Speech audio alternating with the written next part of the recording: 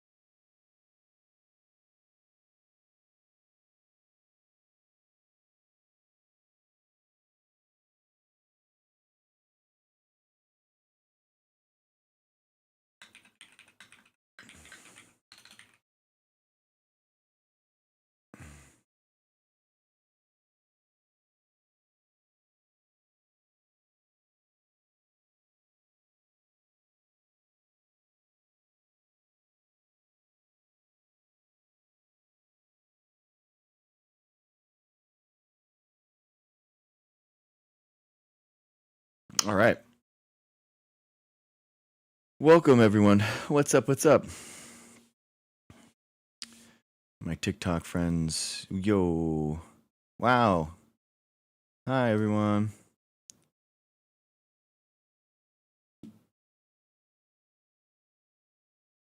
All right. Oh, hey, what's up? How are you?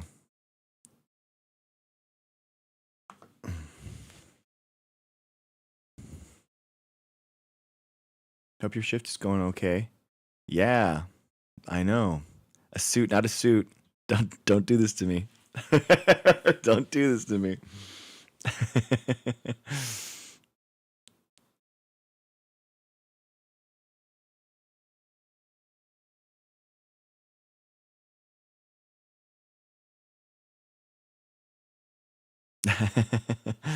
Thank you. I hope your shift's going good.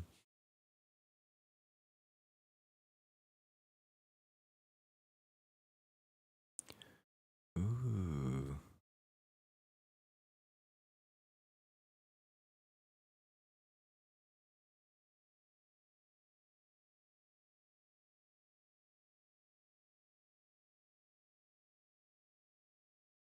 Good evening, Helen. How's it going?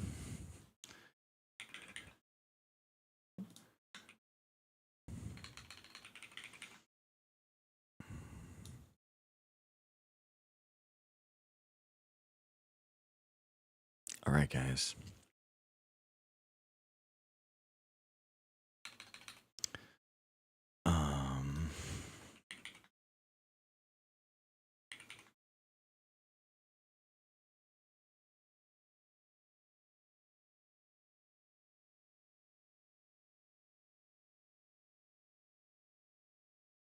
Hey, Bobby. How are you?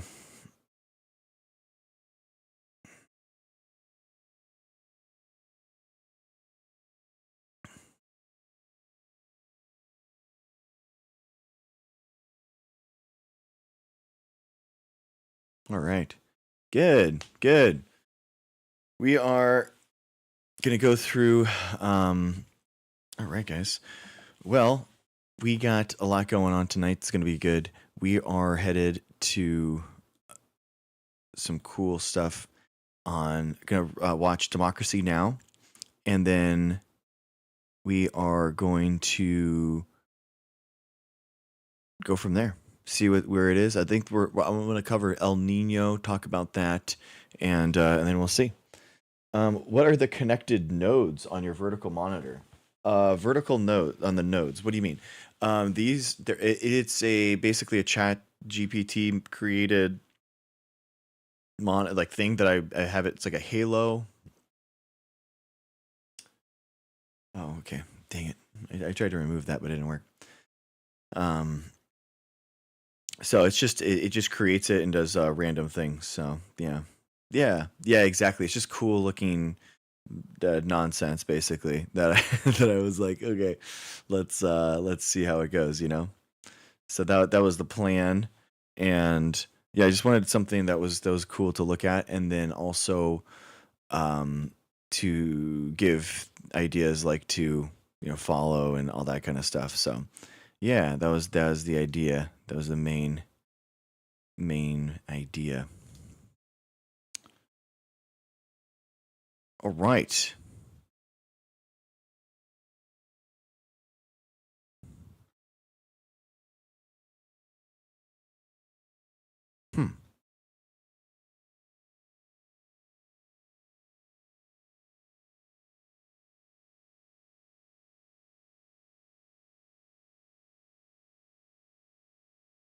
Weird.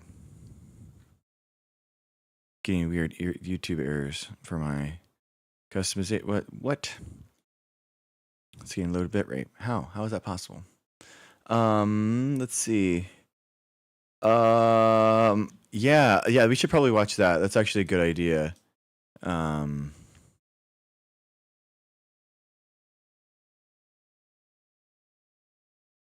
Let's check it out. Let's get that.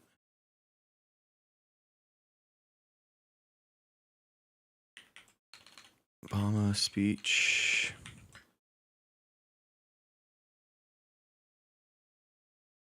Oh my gosh, 35 minutes long. Wow, and she gave a 20-minute speech. Wow. Yeesh. Wow. Hello. Hello, Chicago. Okay. We will watch that later. Okay. First up.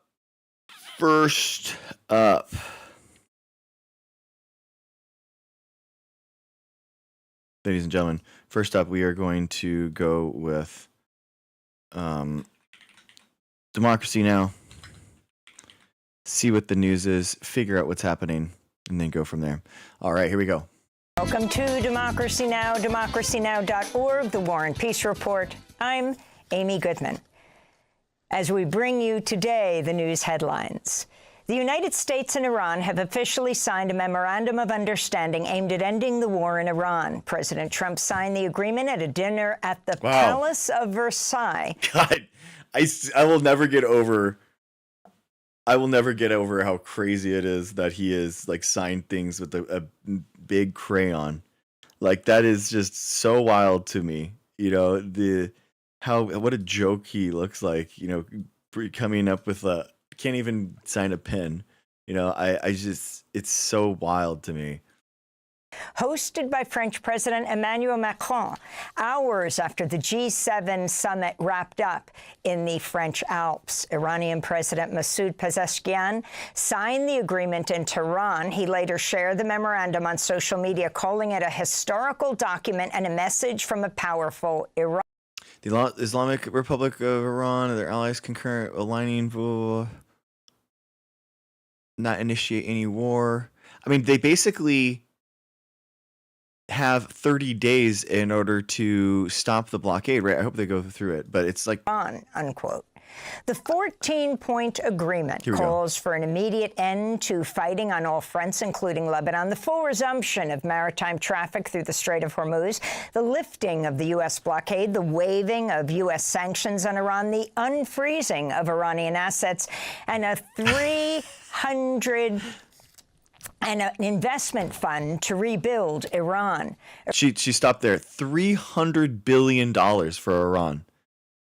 $300 billion for Iran, guys. That's unfathomable. Like that is unbelievable that they actually got that out of him. There's no way. There's just no way. Genuinely, there's just no way they are able to get that. Like our entire science budget is like $50 billion for the United States, and now we're $50 billion, the $300 billion just for Iran. Iran's lead negotiator, Mohammad Bakr Kalibaf, said, quote, everything we sought to achieve through military action, we obtained several times over through negotiation. It was not even comparable, unquote. I mean, Trump taught Iran that he had this power, right? I mean, they taught Iran that they actually could bring the entire world's economy to its knees. I mean, it's unfathomable what a bad idea this was for Trump to start, and he got absolutely blown out. It's the worst idea to start this thing, and then now it's obviously so embarrassing for him. Yeah, fun. On Capitol Hill, some lawmakers have criticized Trump's deal, with Republican Senator Bill Cassidy calling it the, quote, worst foreign policy blunder in decades, unquote. Meanwhile, President Trump signaled that no one will face consequences for the U.S. cruise missile strikes that killed more than 175 people at a girls' primary school in Manab. I still... Like we can track people with pinpoint precision, and our GPS locations is by the foot, but we had no idea. I don't know why they would do something like this, but I think that is such a gross negligence that to not know that was the right building, that you just in any other administration, this is all that we are talking about. I mean, the whole idea with Benghazi, 6 Americans or something died on this. It was insanely small. And here we go into Iran with this awful trade deal, killing these kids. It's disgusting. On the first day of the U.S.-Israeli attacks on Iran last February, The vast majority of the victims were schoolgirls. If it was a fault, and as you know, that's under investigation, it's such a... How is he even talking about that? Under investigation? You know, like what? Like how? If you were trying to, like, in good faith, try to find out what was happening there, would you call it an investigation? You know what I mean? So an investigation means that, like, people are looking into us and trying to hold us accountable. You know, and I can't imagine that they really care about it. You know, I mean, isn't that all? Don't we know that? Isn't that true? Don't we all know that he doesn't actually care? Strange question to be asked at this state. He's talking about a long time ago, but nobody did that on purpose. Talking about a long time ago. How could we possibly know? You know, the whole, this thing has been going on for so long. I mean, Trump admitted just there, the war has been going on for so long. They've been doing this so many times. There's so many different attacks that they've done. How can they possibly know? Lebanon's national news agency reports an Israeli drone strike near the town of Qatar Tebnet has killed one person, seriously wounding another. A separate drone strike on Beit Yahun in southern Lebanon wounded 2 people. Israel's attacks came even though the U.S.-Iran ceasefire deal calls for an end to hostilities on all fronts, including Lebanon.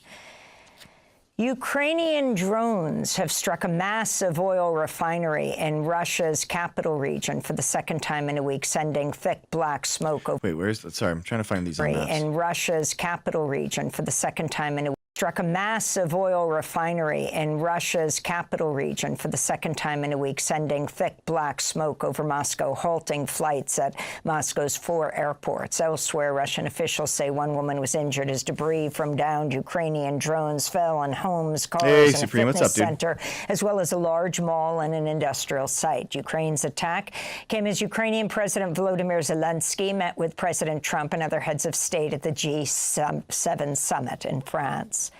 In Gaza, at least 2 Palestinians were killed, another left wounded after Israel bombed the southern Gaza Strip. The attack targeted the Al-Mawasi, a crowded tent camp that Israel had designated as a so-called humanitarian zone. The latest killings bring the number of deaths since Israel agreed to a U.S.-brokered so-called ceasefire with Hamas in October to more than 1,000 dead. Israel now occupies 64% of the Gaza Strip, far more than the 53% allowed under the October agreement. Jeez. California Democratic Congressmember Rohana has become the first member of Congress to sign a pledge not to take money from pro-Israel lobbying groups. The peace pledge stands for Pledge to Enforce American Law, Counter Foreign Intelligence, Counter Foreign Influence, and End War Crimes. It was created by the group AIPAC Tracker, which tracks political spending by the American Israel Public Affairs Committee. It's pretty common sense. It means that we shouldn't be sending our tax dollar money for foreign wars overseas. We should be spending it here at home. And it says that we shouldn't be taking money from AIPAC or all of its affiliate PACs or bundled money from those organizations, and that we have to recognize the genocide that took place in Gaza. The peace pledge includes a promise to support the First Amendment rights of people critical of the state of Israel, including supporters of boycott, divestment, and sanctions, or the BDS movement. Peace activists rallied. I mean, the only problem that I have with that website, I agree in general. I mean, but I think that website is very tenuous in how basically anyone that has donated to AIPAC, if they can't donate to you either. So it's very like the webs and how big how many that spans. Like, I don't think that it's this. If someone's donated to AIPAC and they donate to you, are you taking AIPAC money? I don't think so. And I think that's the big problem. It's kind of too nebulous and too big in order to kind of say that stuff. in Baltimore Wednesday to celebrate a decision by the Maryland State Retirement and Pension System to divest most of its holdings in Israeli sovereign bonds. This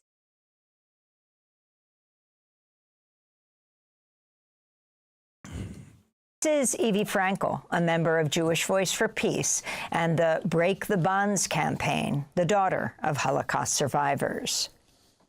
When we started this campaign, held about $74 million worth of Israel bonds, and currently we're down to $11 million in Israel bonds. That's an 85% reduction in their holdings, and we're declaring that a victory, but we want them to divest the other 11 million, and we want a policy to make clear that they can't reinvest. In Haiti, at least 1.5 million people have been displaced and forced to live in makeshift shelters due to rising gang violence across Haiti. That's according to a new data announced by UN Secretary General Antonio Guterres during a visit to Haiti Tuesday. He spoke from the capital, Port-au-Prince. Since the start of the year, gang violence has killed more than 2,300 people and wounded more than 1,100. It has paralyzed the state, the economy, education, and the delivery of aid. Yet the greatest shame is not gang violence. The greatest shame is indifference, a world that looked the other way for too long. Guterres welcomed the deployment of a new UN-backed force to combat gangs approved by the UN Security Council in September that'll replace Kenyan police troops. But many Haitians have opposed further foreign intervention in Haiti, denouncing a history of political and economic destabilization. In related news, lawyers for Haitian immigrants are petitioning the U.S. Supreme Court to dismiss the Trump administration's efforts to end temporary protected status, TPS, for more than 300,000 Haitians living in the United States. This comes as evidence uncovered during ongoing litigation has raised serious questions regarding the process Trump officials used to terminate the relief. The Department of Homeland Security announced Thursday all immigrants detained at an isolated ICE jail in the Florida Everglades, known as Alligator Alcatraz, have been transferred to other jails across the United States ahead of the approaching hurricane season. What? DHS did not say whether the embattled ICE jail would be closed. Advocates warn those transferred from the jail have been disappeared with their whereabouts unknown to family members. People detained at the Everglades ICE jail have described egregious abuses, including the denial of medical care and being placed in a 2-by-2-foot cage-like structure as punishment, according to Amnesty International. I mean, just the idea that this thing that was made, I thought that they did too, Bob, and I thought that they, hey, Lindsay, how's it going? Thanks for watching on YouTube. I appreciate you. Yeah, thank you for being on. Yeah, Ness, I don't know what to do other than maybe I could delay the TikTok stream. That'd be the only thing. Maybe I can get that to go. But I thought that I don't understand. I mean, obviously, it's a joke that it was ever opened, right?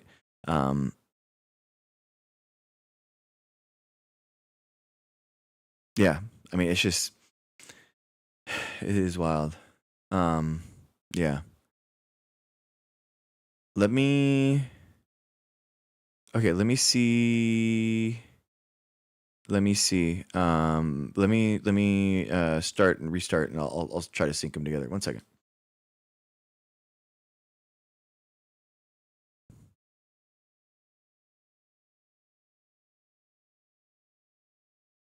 How?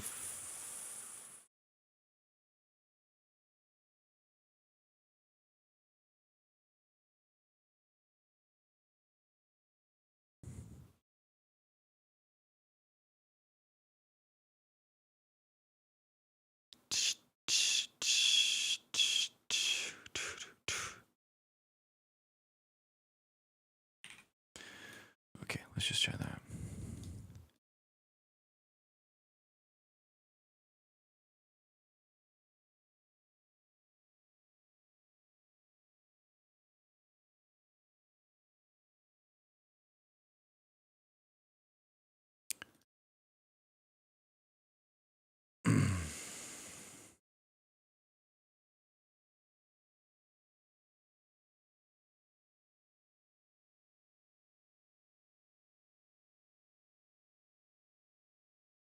All right. Okay, how long was the delay, do you think, from one to the other? I put 30 seconds on TikTok, so let's see how that helps. Let's see. Georgia's state legislature has rejected a push by President Trump to redraw congressional and legislative districts. I saw this. Republican Governor Brian Kemp had proposed a special session to revise Georgia's political maps ahead of the 2028 elections. Yeah, they canceled it, and then they redid the elections because of this. But on Wednesday, Republican lawmakers revolted, declaring there would be no vote on redistricting after protesters filled the state capitol, many of them chanting, "Black Voters Matter." This is Tennessee State Representative Justin Jones, who traveled to Atlanta to join the protests. I'm here because what happens in Atlanta is connected to what happens in Nashville, what's connected to what happens in Jackson, Mississippi, connected to what happens in Montgomery, Alabama. They're waging a battle against multiracial democracy in the South, so we have to show up for each other. But what we saw in real time was the power of people. You saw an almost entirely white caucus up there who represents the new Confederacy. We represent a new South that is multiracial, rooted in racial justice, rooted in protecting our vote. The Trump administration's launched a legal fight to block the United States' first ever reparations program, which serves Black community members of Evanston, Illinois. The program was approved by the Evanston City Council members back in Smokey, I mean, we used the U.S. Constitution, the ratification Constitution, so that did happen, and we don't use the 1776 Articles of Confederation. So we do that already. 2021, allotting some $20 million to Black residents who lived in the city between 1919 and 1969 or their direct descendants over discriminatory housing policies and the lasting impacts of slavery. Robin Rue Simmons, who pioneered the program and now serves as the chair of Evanston's Reparations Committee, denounced the Trump administration's lawsuit as a fear tactic. President Trump called off a confirmation hearing for his pick to become the next U.S. spy chief Wednesday, just hours before it was set to begin. The Senate Intelligence Committee had been scheduled to hear testimony from federal prosecutor Jay Clayton, Trump's pick to succeed Director of National Intelligence Tulsi Gabbard, who steps down Friday. But Trump said from the G7 summit he would stall Clayton's nomination and would refuse to sign an extension of the Foreign Intelligence Surveillance Act, allowing for expansive domestic surveillance unless lawmakers first approve the Save America Act. Voting rights. Oh my gosh, dude! So he's linking everything to the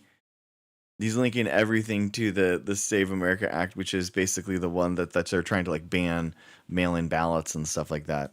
Experts say the SAVE Act could disenfranchise millions of citizens who lack easy access to a required birth certificate or a passport in order to vote.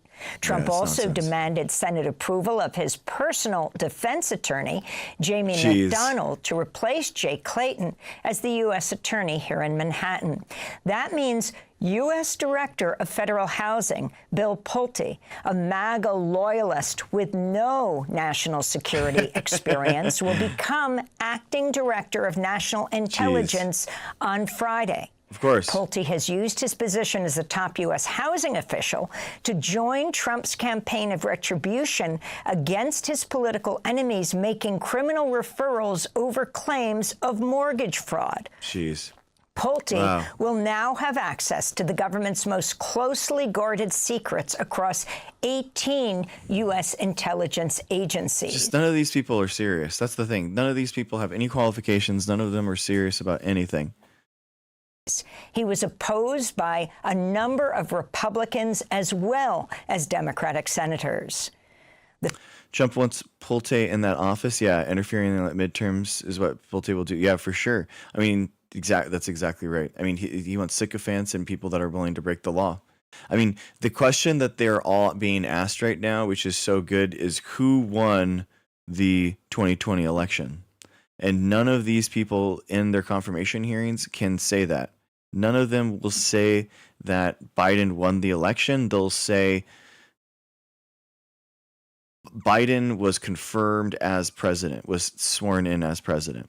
So they'll never actually say, that he won the election. They'll say he got sworn in.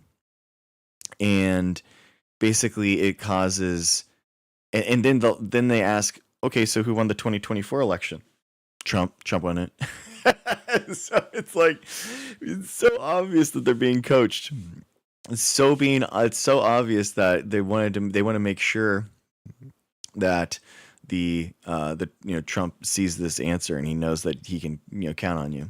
Pentagon has released the names of 8 U.S. service members killed when a B-52 bomber crashed shortly after takeoff from Edwards Air Force Base in California Monday. The crash came as the Air Force is testing ways to keep its fleet of so-called strategic bombers operating through at least 2050. The B-52 can carry up to 70,000 pounds of high explosive or nuclear ordnance. And in Idaho, a federal judge has temporarily blocked a new state law that threatened transgender people with up to 5 years in prison for using public restrooms that match their gender identity. In related news, the Federal Trade Commission, joined by 4 states, Alaska, Iowa, Nebraska, and Texas, have sued the World Professional Association for Transgender Health. The lawsuit alleges the group made deceptive claims about gender-affirming care for minors. The group said in a statement the FTC is, quote, acting out of pure retaliation as part of the federal government's relentless and targeted campaign to undermine gender-affirming care. The FTC is not a medical provider and has no place interfering with the process of individualized medical decision-making. I mean, it's so frustrating, but it's not surprised. I mean, this is the kind of stuff where it's completely non-surprising that they're doing this.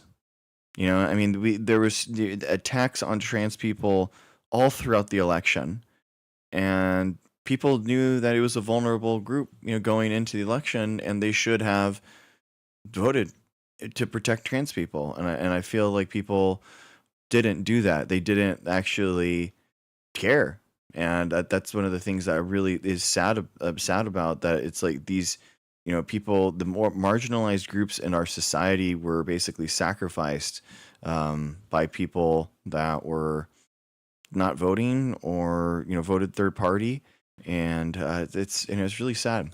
Quote. And those are some of the headlines. This is Democracy Now! Dude, Democracy Now! Incredible show, so good.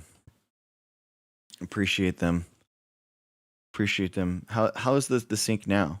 Let me know if how it syncs up. I'm just curious.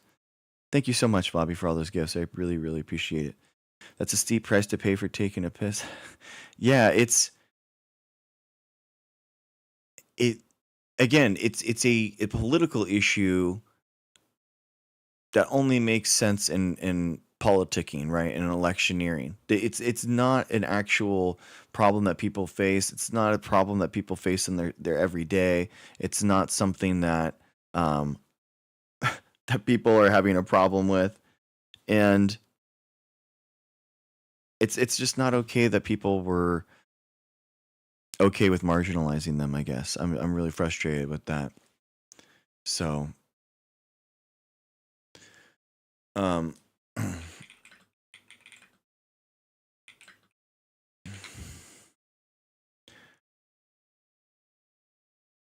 right, guys.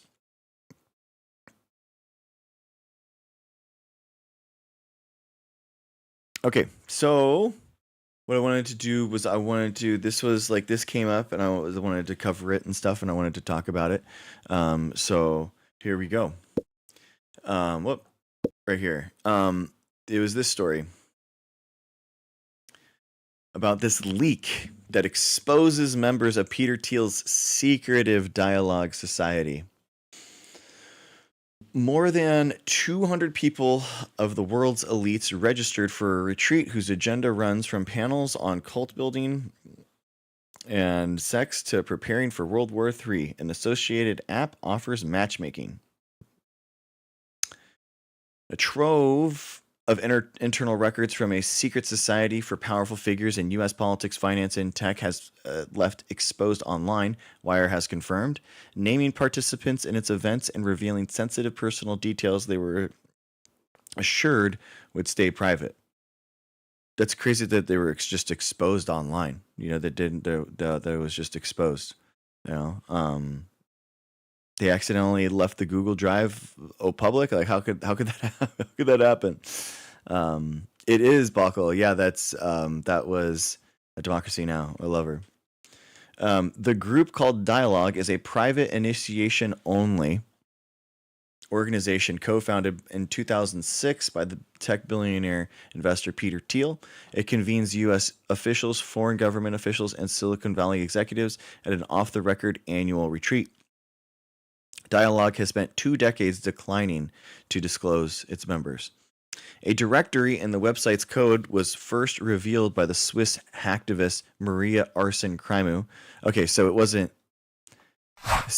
just like left online that they were kind of like talking about. Obviously, it was it wasn't Peter Thiel that moved to Argentina. It was Glenn Greenwald. Oh, F1, thank you. I know, I really love Democracy Now. I love talking about it. It's awesome. Thank you, F1, for the gift on YouTube, guys. Thank you so much. It's the best way to support me, and I love we're really pushing the YouTube algorithm right now and doing really well on it. So that's why we're pushing. So thank you for the subscribing and following and liking the stream on YouTube. But hey, I'll have you however you want to hang out. That's all good. So whenever you want to do is good with me, though. Let's see. The ChatGPT knew what the list was I probably searched online in order to find that, so that makes sense. A directory in the website's code was first revealed by the Swiss hacktivist Maria Arsen-Crimu, known for exposing the U.S. government's no-fly list and breaching the surveillance camera company Nervada. Crimu tells Wired the directory surfaced via anonymous tip. Wired independently verified its contents. So it wasn't just left open.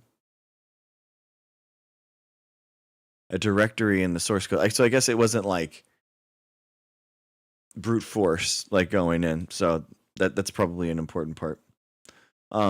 A source separately provided Wired with the registration list for Dialogue's 2026 retreat. How did they get that? Which names 220 people and the records, what the list describes as each registrant's membership status and attendee type, including, quote, active member and guest. The retreat is scheduled for August 12th to 16th in Ireland.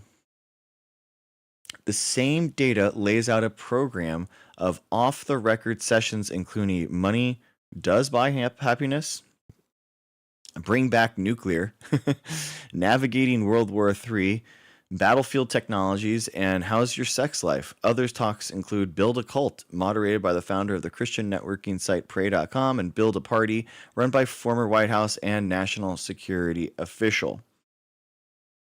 I mean, I don't know. I think some of these might be like tongue-in-cheek. But it is... people had said that they are like, this is like a war games thing online. And I don't know, Navigating World War III, I don't know if they're actually doing that as if like talking about navigating. I don't know. I mean, it's a little tenuous, I feel like, to say that they're like actually war game. Like, we'll see though. Together, alongside the mundane fare of typical thought leadership conference, the documents show an extraordinary convergence of power. The registration records list General Alexis Grinikiewicz, NATO's Supreme Allied Commander, Europe, and the head of U.S. European Command, who took the post in July 2025 and recorded on its leak list as having attended dialogue gatherings since 2021. Interesting. Okay. The website directory names sitting Trump administration officials, 2 U.S. senators, 6 members of the PayPal mafia, a former Middle East chief of intelligence, and a sitting ambassador to the United States, along with the founders and directors of many of the country's largest surveillance data broker and advertising companies. I mean, Peter Thiel's like connection and his he's basically in with JD Vance, and JD Vance was funded entirely by Peter Thiel for his Senate run and for the so it's just he's been for a long time now been pushing this stuff. Those executives appear side by side with senior U.S. officials overseeing their industries. Aaron Hoffman, Dialogue's chairman, founded the location data broker SafeGraph and identity resolution firm LiveRamp, two of the most important suppliers in the consumer data economy. I mean, that's not, again, not surprising considering Palantir. He appears in the directory alongside Treasury Secretary Scott Bessent, whose department writes the rules of the financial data, and Senator Ted Cruz, gross, chairman of the Commerce, Science, and Transportation Committee, which oversees the FTC and its Data Privacy Authority. Yeah, I mean, I think it's the, again, all these people wanting to schmooze, for sure. Palantir co-founder Joe Lonsdale, whose software runs case management for U.S. immigration and ICE and customs enforcement and data fusion for the Pentagon and intelligence community, is listed in the same society as Army Secretary Dan Driscoll and Representative Jim Himes, the ranking member of the House Intelligence Committee, which oversees agency Palantir's contracts. None of the individuals named in this story responded to the request for comment. Rafi Grinberg, who lists himself as the Dialogue's executive director on his LinkedIn profile, is the author of the self-help book How to Be a Grown-Up, did not respond for request. They tried to DM him. I mean, I think it's pretty clear that these guys are going to be, they're trying to get close with billionaires. These politicians are trying to, get close with the billionaires because the billionaires have so much, sway in their society, right? They're trying to, oh, Rush, thank you so much for subscribing on YouTube. I really appreciate that. Thank you. Thank you for becoming a member. I really appreciate that.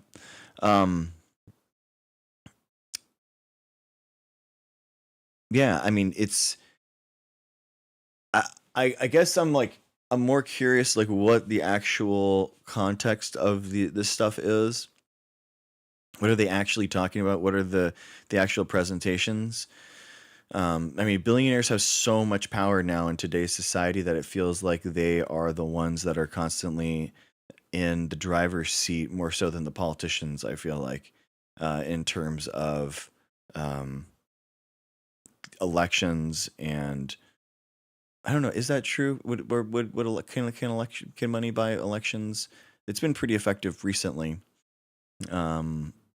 Incumbency is not as good as it used to be, but it does feel like these billionaires just have so much wealth now that they are kind of wagging the dog. I don't think that being a journalist on here, it's a little different. These are politicians, and I think that that's a lot different. Ezra Klein being on it doesn't, I don't think that that's as bad as a politician on there. I mean, as a journalist, I would want to go just to observe and see what they were talking about. So I would definitely be interested. The problem with these is having access to politicians so you can have undue influence on legislation, on what gets passed. So the idea of him being a journalist, I mean, what is he going to say? How is he going to influence anything? Elon spent $300 million last election and was actively bribing people to vote for Trump for weeks before they finally got it. Yes, exactly, Rush. He basically, Elon basically did the get out the vote for Trump. He didn't have a ground game before that, and he paid the entire thing himself. I don't know. I don't think that that's what they're talking about. I mean, I think that they're talking about here. I mean, they're I mean, this is, again, we don't know what it actually means, right? Or what these things, but bring back nuclear. I don't think that they're talking about nuclear weapons. I think that they're talking about bring back nuclear power, because they're talking about data centers and how like data centers are going to be energy, funded, and nuclear is going to be like good for that. Navigating World War III, I don't know how they're actually. I don't think that they're orchestrating World War III. I think that it's kind of like I don't know what that means. I think that we're looking like too much into it. I don't know. It's hard to say.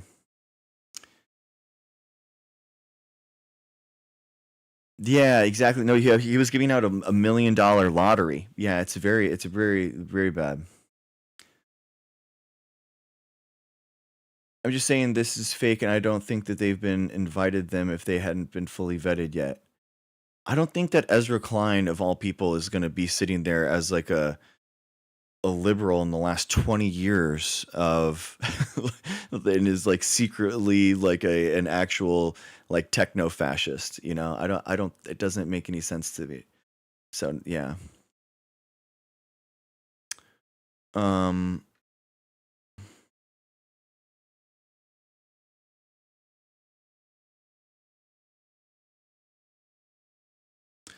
Okay, here we go. The registration records appear to show not only who belongs to Dialogue, but who attends. Of the 220 people showed up to the 2026 retreat, according to the leaked records, 87 are marked as first-time attendees.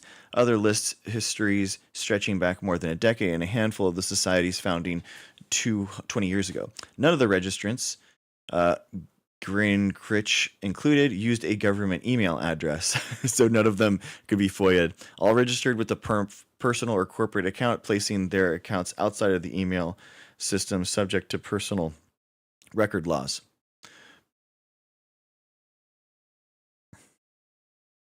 I don't know what the cost is to attend. Yeah, I don't know. I don't know what it would be. I think that it would be. I don't know why he would charge people. I don't know what the registration would be. I don't know how that would work.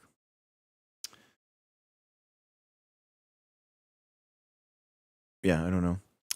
We have a robust firewall against that sort of stuff here in Australia. Oh, nice, Rush. Yeah. Musk has been putting money into right-wing parties in the U.S. to UK and the EU. Yeah, Linda, for sure. And buying Twitter and basically making it into a Republican ad at the same time that's wild. That's crazy. Also, why would he refuse to comment? Who? Hey, Sinish. I don't know. I mean, I don't think that any of these people that are on this list should be sitting there. I don't think that they're going to be doing PR for something that they got invited to. I don't know. I mean, it really is like who's actually going to be there, who's actually going, who's actually happening. What's it going? Okay, cool. What ties the roster together more than any title or office is a shared preoccupation with artificial intelligence, longevity, and the near future. Yeah, I think that's what the nuclear is. Bring back nuclear is specifically they're talking about like that. 3 Mile Island got bought by Microsoft in order to run AI data centers, and so I think that that's what they're talking about specifically. Asked on a sign-up form to predict the future, registrants returned again and again to the same theme: that AI will reorder work, war, education, and belief within a few years. Several foresee mass labor displacement and a swing back towards unions and government programs. Others predict an AI winter, domestic terrorism targeting data centers, criminal defendants choosing AI lawyers over public defenders, or religious revival provoked by disruption. That's a really interesting list. I would totally agree. Let's go through them. Several mass labor displacement, absolutely. A swing back towards unions. That's really interesting that they put that there. I would hope so, but unions are so hard now. And how would unions be helped by AI? Like could union bosses and union management be better with AI? Probably. They'd be more efficient and maybe more transparent. Others predict an AI winner, domestic terror. For sure, people targeting data centers. I think that's going to happen. Criminal defendants choosing AI lawyers over public defenders. That's actually a really interesting, astute thing. I think that could definitely happen for sure.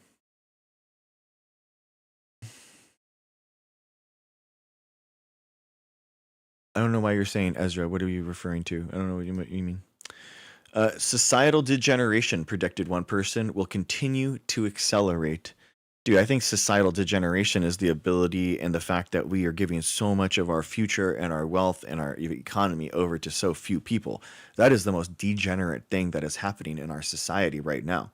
And that is the main degeneracy.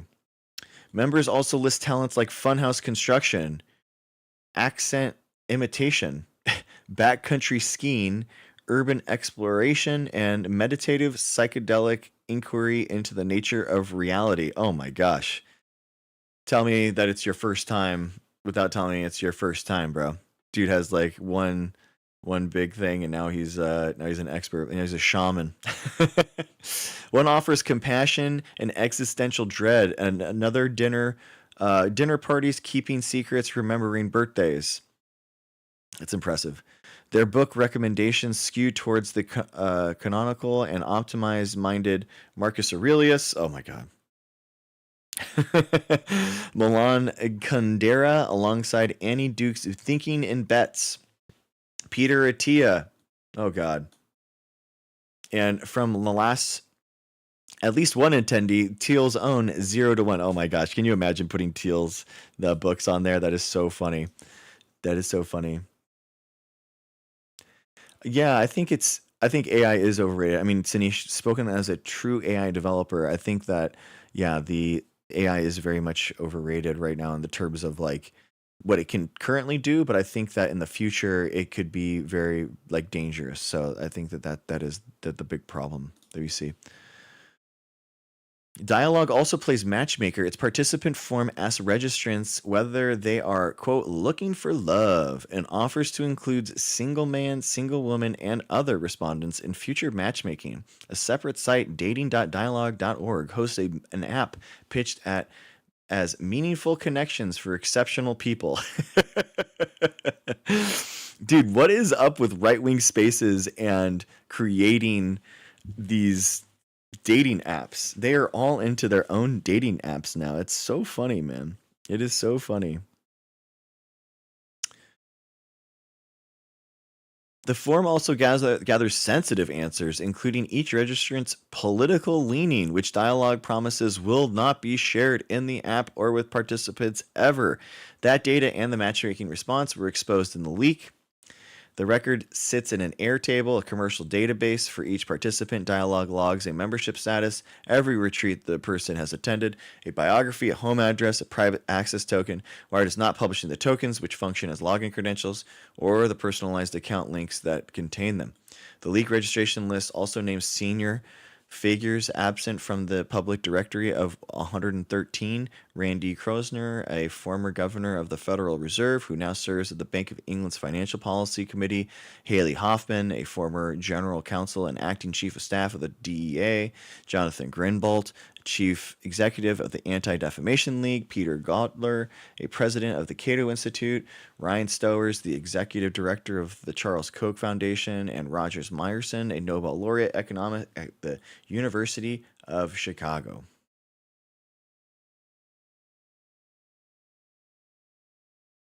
A lot of those right-wing dating things are religious stuff and cults. Yes, Rush. And then on top of that, it's like a lot of them are like vaccine-based now.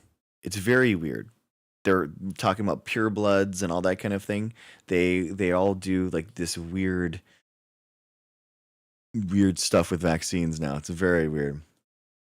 It also lists a cluster of Google and Google DeepMind executives, among them Tom Liu, who leads global efforts for the company's Frontier AI division, and one working journalist, Saud McKinnett, a former national security correspondent for the Washington Post. She is listed as running an event called Ulysses Book Club. Interesting. The rest of the membership spans hedge funds and private equity billionaires, current and former foreign officials, network television actors, best-selling authors, and religious. I wonder what the television actors are there for. That's odd. One of the several internal documents Dialogue left exposed at the same online database and held its registration records is a guide for event moderators, urging them to remind participants that everything is off the record and the comments should be concise and non-obvious. It also coaches them to model brief introductions to avoid status signaling. In a room full of senators, dignitaries, and tycoons. So kind of just like introducing you as a, hey Jennifer, as a, you know, I'm a nobody. I'm a nobody. I'm just a dude. The thing is, they will likely be dating someone in their own family. Yeah, Bobby. Or, you know, yeah, exactly. Every industry blindly replacing humans is wild, and they're starting to regret it as far as I know. Yeah, Sanish, I mean, the thing is now memory's gotten so expensive that they're humans are actually cheaper than AI in some cases. So that's weird. The discipline imposed by the group did not extend to the website. The directory was embedded in the code of dialogue.org and a near empty page, and was served at any visitor who viewed the page's source. A separate dialogue page at app.dialogue.org presents a sign-in screen for Dialogue Global 2026 outside Dublin. The page invites any visitor to sign in by email or Google account and presents no terms of service, no notice that the application is restricted to members, and no indication that an invitation is required. Dialogue has operated with little public footprint since its founding. It holds at least one retreat a year with signed seating. Wow. Moderated sessions and a rule that nothing said is for attribution. Past gatherings have been the Ritz-Carlton in Venice. There you go. There you go, Ness. It's been in Venice, Italy, which first reported the group's plans for a campus in the Washington, D.C. area. It has also been likened to the tech industry version of Bilderberg, the off-the-record gatherings of Western political and business elites. Accounts describe retreats of over 100 participants. The 2026 registration list, reviewed by Wired, names 226. Public glimpses are rare. The statistician Andrew Gellman published one of the Dialogue's invitations in his blog in 2022, describing its format and a registration fee of more than $16,000. Okay, so there was that, what you were talking about, off by a frame, so $16,000 for the registration. But I guess anyone could submit one here. I guess I don't know what they're. I wonder if yeah. The 2024 retreat drew renowned attention this year when an invitation forwarded to the financier Jeffrey Epstein surfaced in the U.S. Justice Department's release of the Epstein files. A Jeff Epstein appears as an attached list of past participants, but the person is actually the former CFO of Oracle, not the deceased trafficker. Okay. Yeah, I mean, I think that they're definitely going to be trying to get something like Epstein there for sure, you know. Wasn't RFK's beef with the lash over Neil Blum's study on the vaccines causing SIDS crazy? Yeah, I mean, I didn't see that, Magnolia, but I totally can understand. He's anything that comes out that isn't, you know, totally in line, he basically tries to end it, you know, tries to get it retracted, tries to stop it from happening. So I'm not surprised. I believe 2 humans with 1 AI could be good rather than complete AI adoption. Yeah, I think, Sadish, I think like people having their own AI models like is a good idea, you know, working with the team to build it as like kind of like a coworker, you know. I think that's probably the best idea. It's not going, you're going to have an AI coworker, not a AI boss, you know. I think that makes more sense. So, yeah, I mean, yeah, guys. So, let's see. Well, I wonder what people are saying about it. Let's see. Let's see what people are saying. Peter Thiel.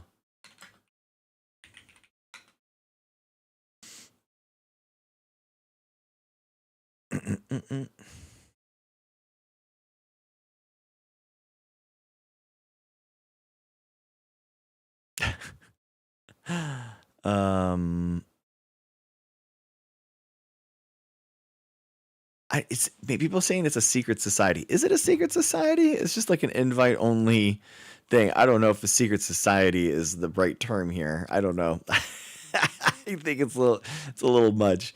Everything on the internet is so like just blown out of proportion nowadays, but you know, I think it's easy to have inflammatory language for everything.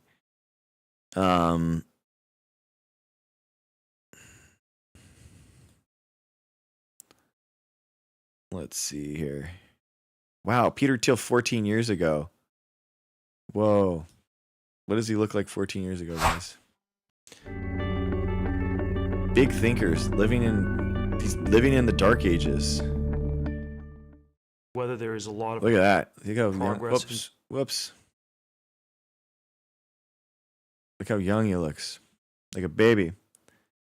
Yeah, I don't yeah, secretive dialogue society. Yeah, I mean, I don't know. I mean, there are just invite only like things that exist. I don't know if it's a secret society is like it's kind of like minimizing the actual secret, like the skulls and stuff like that, where like they're doing something that's like completely different than stuff that's just like having workshops and speakers and stuff like that. You know, I think that's a little much.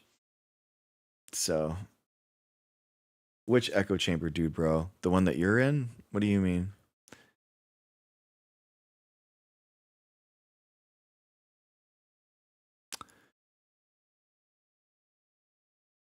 Let's see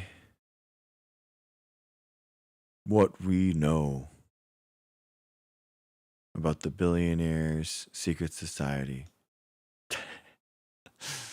Try not to find like the most sensationalized. I want to see if someone actually can give more context and more data rather than just read the headline to us again. That would be nice. That would be nice.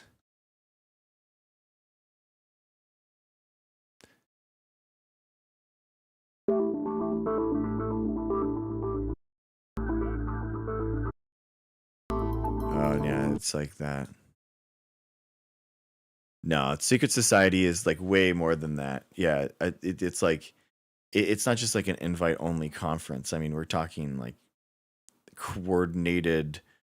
Like, I mean, look, check out the skulls and stuff like that. I mean, that's like those are real like secret societies that had, you know, a lot more going on than it. I felt like I don't know. I don't think that it's the right term, but whatever.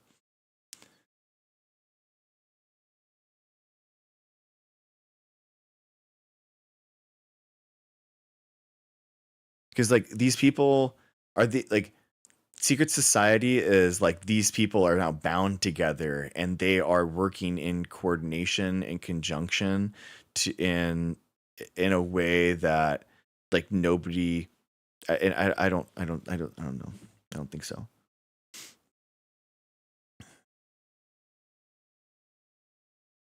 I knew you'd go on the defense. Who are you?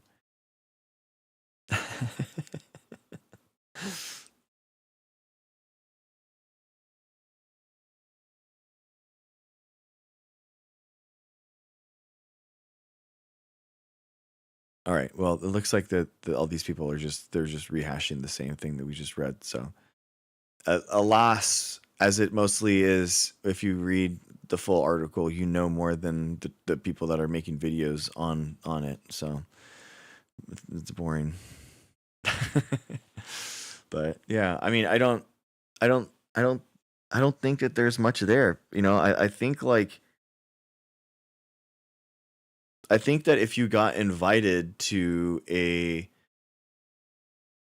conference with a bunch of those people, like you would go. You know, I don't think that it's not a I don't think it's that big of a thing. Like, I think if you're a government official, it's way worse because you're having access to undue influence. But, you know, these other people that are trying to gain influence and gain knowledge, I don't think that it's that bad that they're going, to be honest with you. They have secret meetings with billionaires. I mean, sure. Yeah. I mean, I'm sure they have meetings and stuff. I mean, do you share any opinions in common with the right?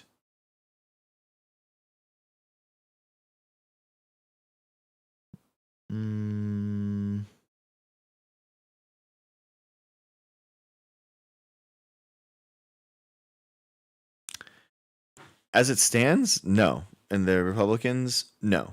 Absolutely not. I mean, the Republican Party is bent on destroying institutions, destroying how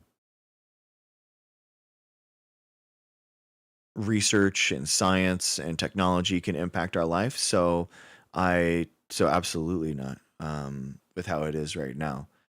I think, like, more generally, like, do I think that, like, a right wing, like, ideology, I mean, like, with private profits and stuff like that, I mean, I don't think that greed should be something that we should create and mold into our society. So I don't think that that's a good thing in general. So no. Hey, Sanish. I'm on disability here in Australia, and every time I go to a doctor, she says, you need X vaccine, go in the other room, and I'll tell the nurse, and I just say, nice. Yes, exactly, Rush. Yes. The vaccines are safe and effective, and that is an amazing thing to get. Definitely, you want to get all of them. It's a good idea. That's not a dangerous question.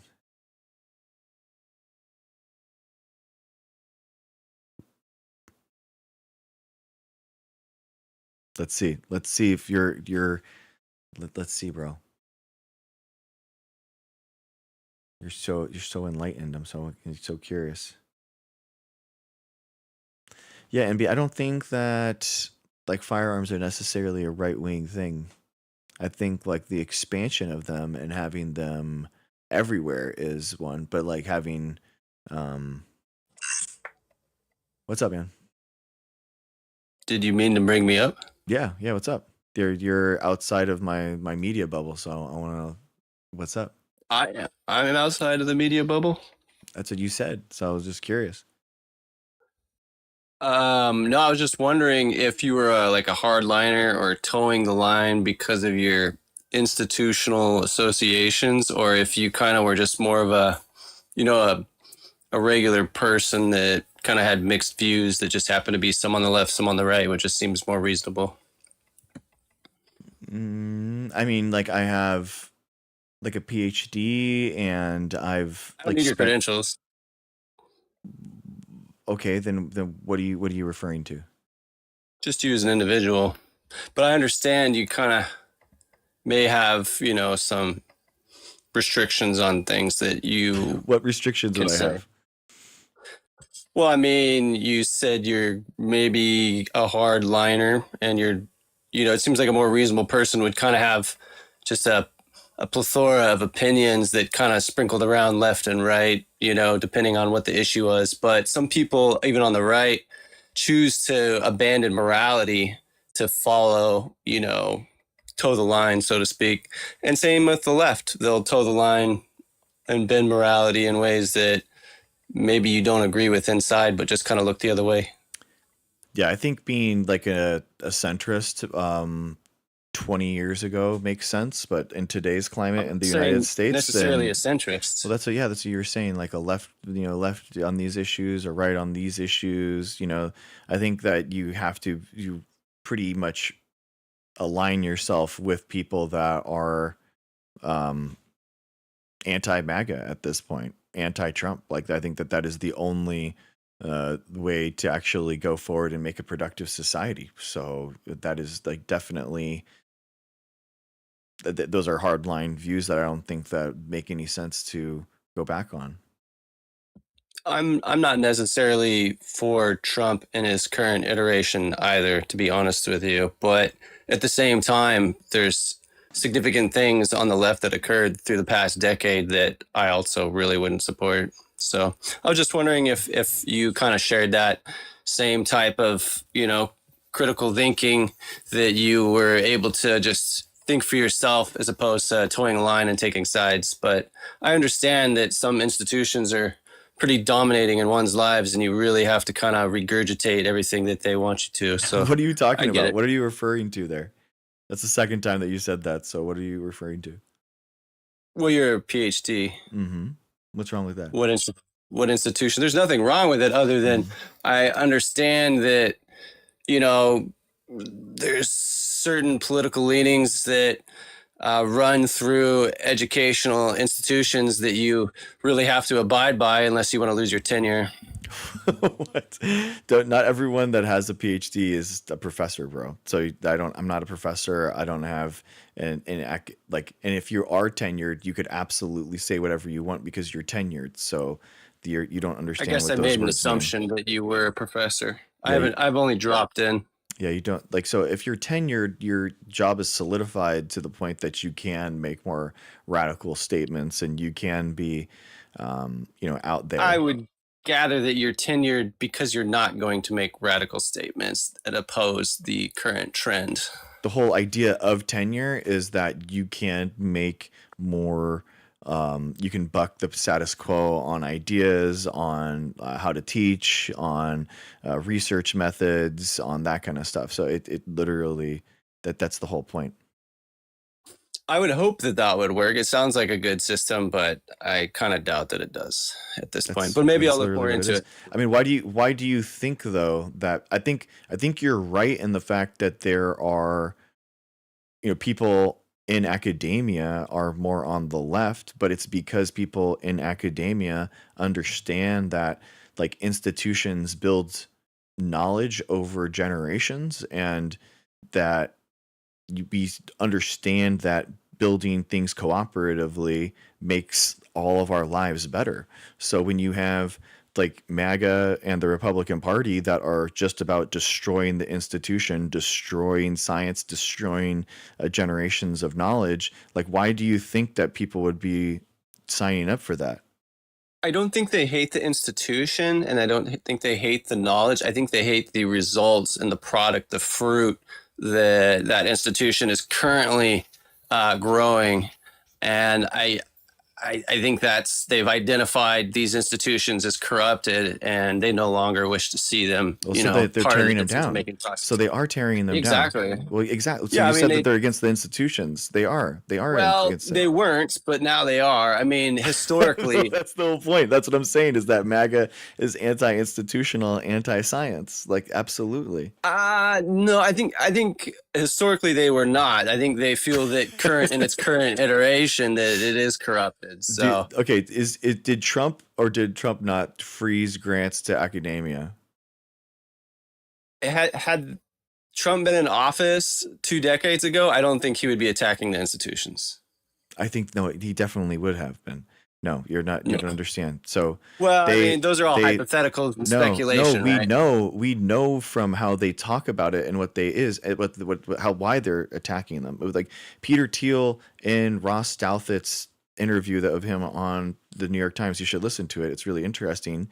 He basically talks about how they think that academia is the intellectual deep state. So because they don't want academics to sit there and create metrics that they have to be judged on in how society works. So they want to destroy the institutions so that people like Peter Thiel can do whatever they want. That's the whole idea. I mean, we each have our own narrative. I mean, everything is just That's literally what he said. Do you want me to bring it up? We could watch it. Do you want me to show you? Who said that? That was Peter Trump Thiel? that said that? No, Peter Thiel. Yeah, Peter Thiel is a beast for sure. Do you know who Peter Thiel is? Do you know and his relationship with JD Vance? Isn't he not? He's not the Palantir guy. He's the guy that's financing JD Vance since he was like a little boy, right? Yeah. Mm-hmm. Yeah. So I mean, he's definitely like a part of the anti academic anti intelligentsia, as they call it. That's their whole MO is in order to like destroy the institution. So I mean, Trump hates science and academia because he wants to be the sole arbiter of the truth. He wants people to just listen to him for what's going on, and academia creates an independent fact-finding mission, a fact-finding way Academia to creates understand. an argument. Yeah. It That he creates a doesn't really strong argument. Well, it's data, it's knowledge, it's tools, it's lots of different things. It is, I kind of agree with the academia on a lot of things, but at the same time, I am always and also under the understanding that, a lot of things that look good on paper don't always pan out. The world is very chaotic and not necessarily as controllable and understanding as academia would like to be, but they certainly do produce a really good argument for whatever they wish to push. It's not just an argument. They create knowledge that creates patents, that creates technology, that creates businesses. That is literally how it works. That is the engine of the United States economy, is academia spinning out startup companies that then compete on the global scale. That is how our economy runs. I thought those people were founders, young guys that dropped out of college to go and start these. You're talking about a half a dozen people. I'm talking about 1,000. It's just narrative. It's just narrative. We can just argue and speculate. It's not narrative. I'm talking about 1,000. You're correct, and I can decide that I am. Stop. No, I'm not deciding anything. I'm telling you that over 1,000 different companies amongst, engineering, amongst biotech, amongst, tons of different fields we're talking about. This isn't up for a debate. I'm telling you what it is. So how do you feel about central planning? I don't like it. Okay. So you're not against communist state that decides we're going to take all the grain. Why would you bring that up? We're talking about the Just way curious. wait. You realize that there's no part of central planning that correlates with academia? Do you understand that? The grants that are being awarded to the academics, do you understand how they're granted? No, I'm not in academia. Okay, I've been all to right, college, so but not specifically that far down the pipeline. Okay, so a professor is basically kind of like a startup. They're independent businesses kind of, and they go and they get money. They compete for grants from the federal government. So in and of itself, it's hard to get these grants. The best grants are very hard to come by, and they are awarded not by no bid contracts like what Trump does. They're awarded by their peers, professors, independent professors. A council of them will all get to see all the grant applications and then decide democratically who amongst them is the best grant recipient. And then those grant awardees then have to go back into the NSF, NIH, and prove this is what we did, this is what we produced. So it's not just money wasted. And then on top of that, the patents come from peer-reviewed studies that have to be they go through the peer-reviewed process in order to get publications. Those publications then go into patent offices, and then technology companies are spun out on that, and then those technology companies have to compete on the global market. So it has nothing to do with central planning. It has nothing to do with company a government deciding the winners, or however you're trying to spin it. I'm just making arguments here. That's all. Just trying to find out where you're standing and where you're coming from. And regardless of academia's influence and how large it has been through the last decade, I think there was a significant portion of the population that simply disagreed with the outcomes, and that's why we are where we are. Okay, so what were the outcomes that you disagree with? Not me. I would say society. That's why we have Trump. The leftist policy, the everything that was, Biden and Obama created, there was a pendulum that swung back because people responded negatively to it. A significant portion of the population did. No, it's definitely not. It has nothing to do with the success of the academia, because the academics and the technologies that have been spun out from it have been remarkably well, and we are world leaders in that aspect. So like, no, it's not out of a failure to produce anything. It all has to do with like a conspiracy and disinformation campaigns that have been launched at knowledge and expertise in our culture and our society. I wouldn't say that it was technology that was the issue. I would garner to say that it would be thought leadership that everybody was disagreeing with. Academia is certainly associated with leftist policy, and that's kind of where it espouses from. What?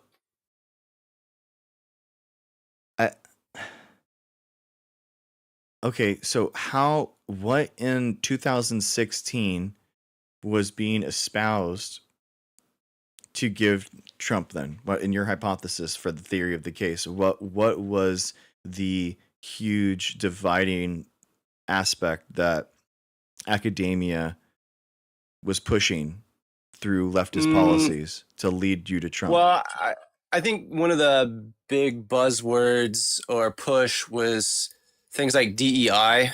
Not in 2016. Equity, and nope, inclusion. that was not in 2016.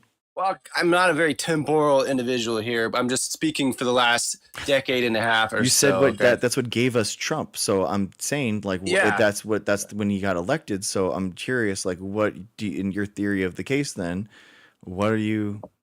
Well, DEI didn't come about during Trump's era. He's putting an end to it. That it was. However, I never talked about DEI in 2016 in politics. What was that? Later, 2018? Is that what you're trying to say? 2019, 2020? Like 2024? That soon? I don't know, because I was working in a corporate environment for about 13 years, and I saw it come around the end of my employment at that place. And that was when Biden was our leadership. And so, I mean, I was assuming that these were policies that... Yeah, 2024. That's what I'm saying. 2023 to 2024 is when the election was. Yeah, that's what I was talking about. So, yeah, it was under Biden's term that DEI was pushed. 2020 to 2024. That was Biden's year. That's what I was talking about. Yeah. Again, so you said that this gave us Trump, though. That's what I don't understand. Like, you don't understand why DEI gave us Trump and how a bunch of Trump was first elected in 2016. Oh, okay. You're talking about his first term. Yes, that's what we've been talking about.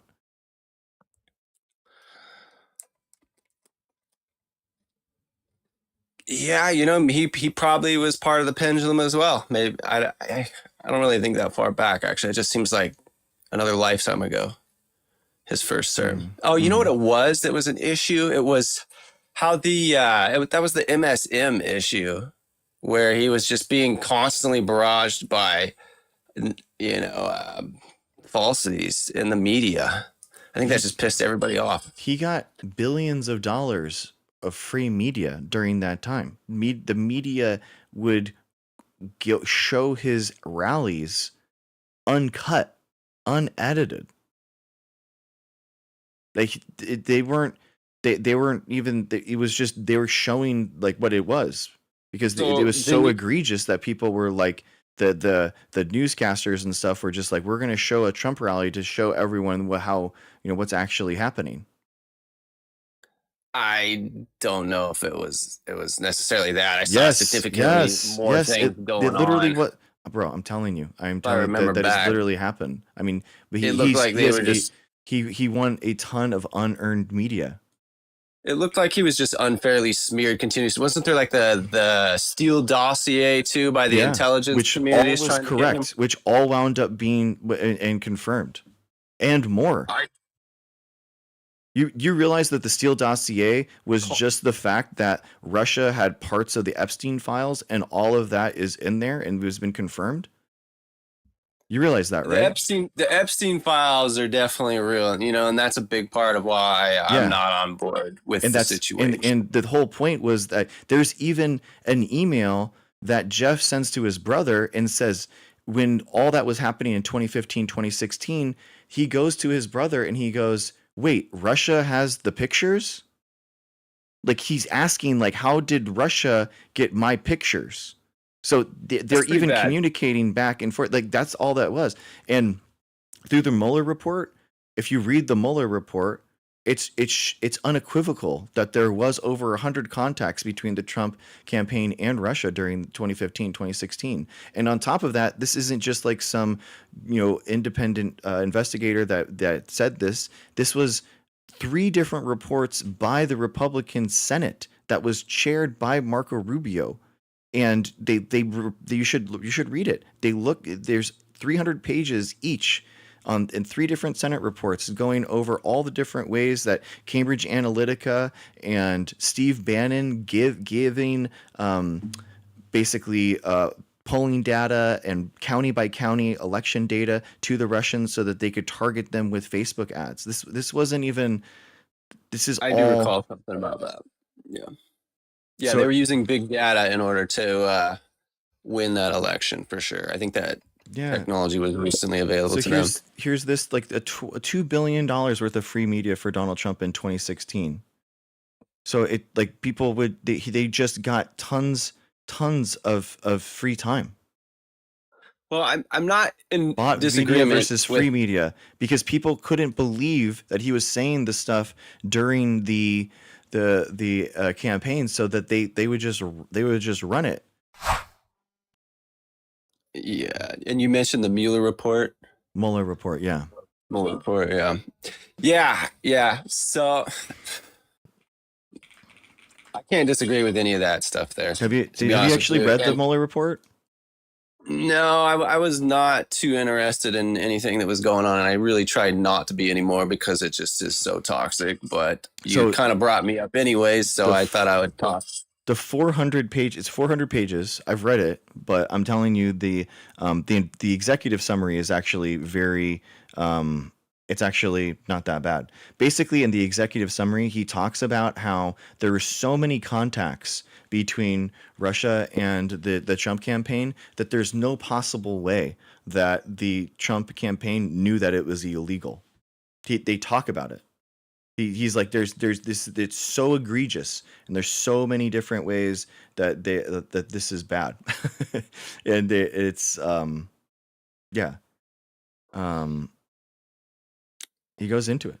It's you should check it out. I mean, it's not that long. I'm somewhat familiar with the whole thing. I thought that there's also recently people kind of getting into some issues that were involved with that as far as litigation or just prison time. But I don't, like I said, I don't keep up with it. I'll try and maybe pay attention to that a little bit more. But I think the main point of the conversation we were having was, why did Trump get elected, right?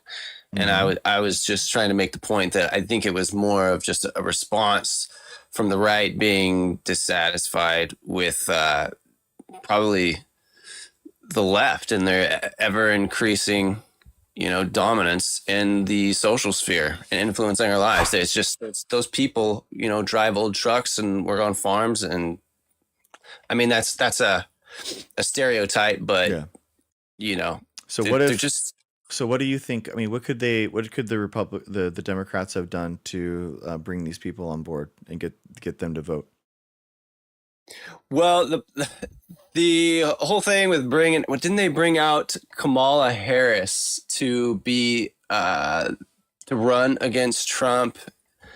And I think a lot of the talking points that she was pushing were just absolutely detestable towards anything moderate and right whatsoever. If I remember right, it all just sounded very communist. So definitely not, dude. She didn't say anything like that, and it was all disinformation and fake, like smear campaigns from Trump. She didn't say anything like that.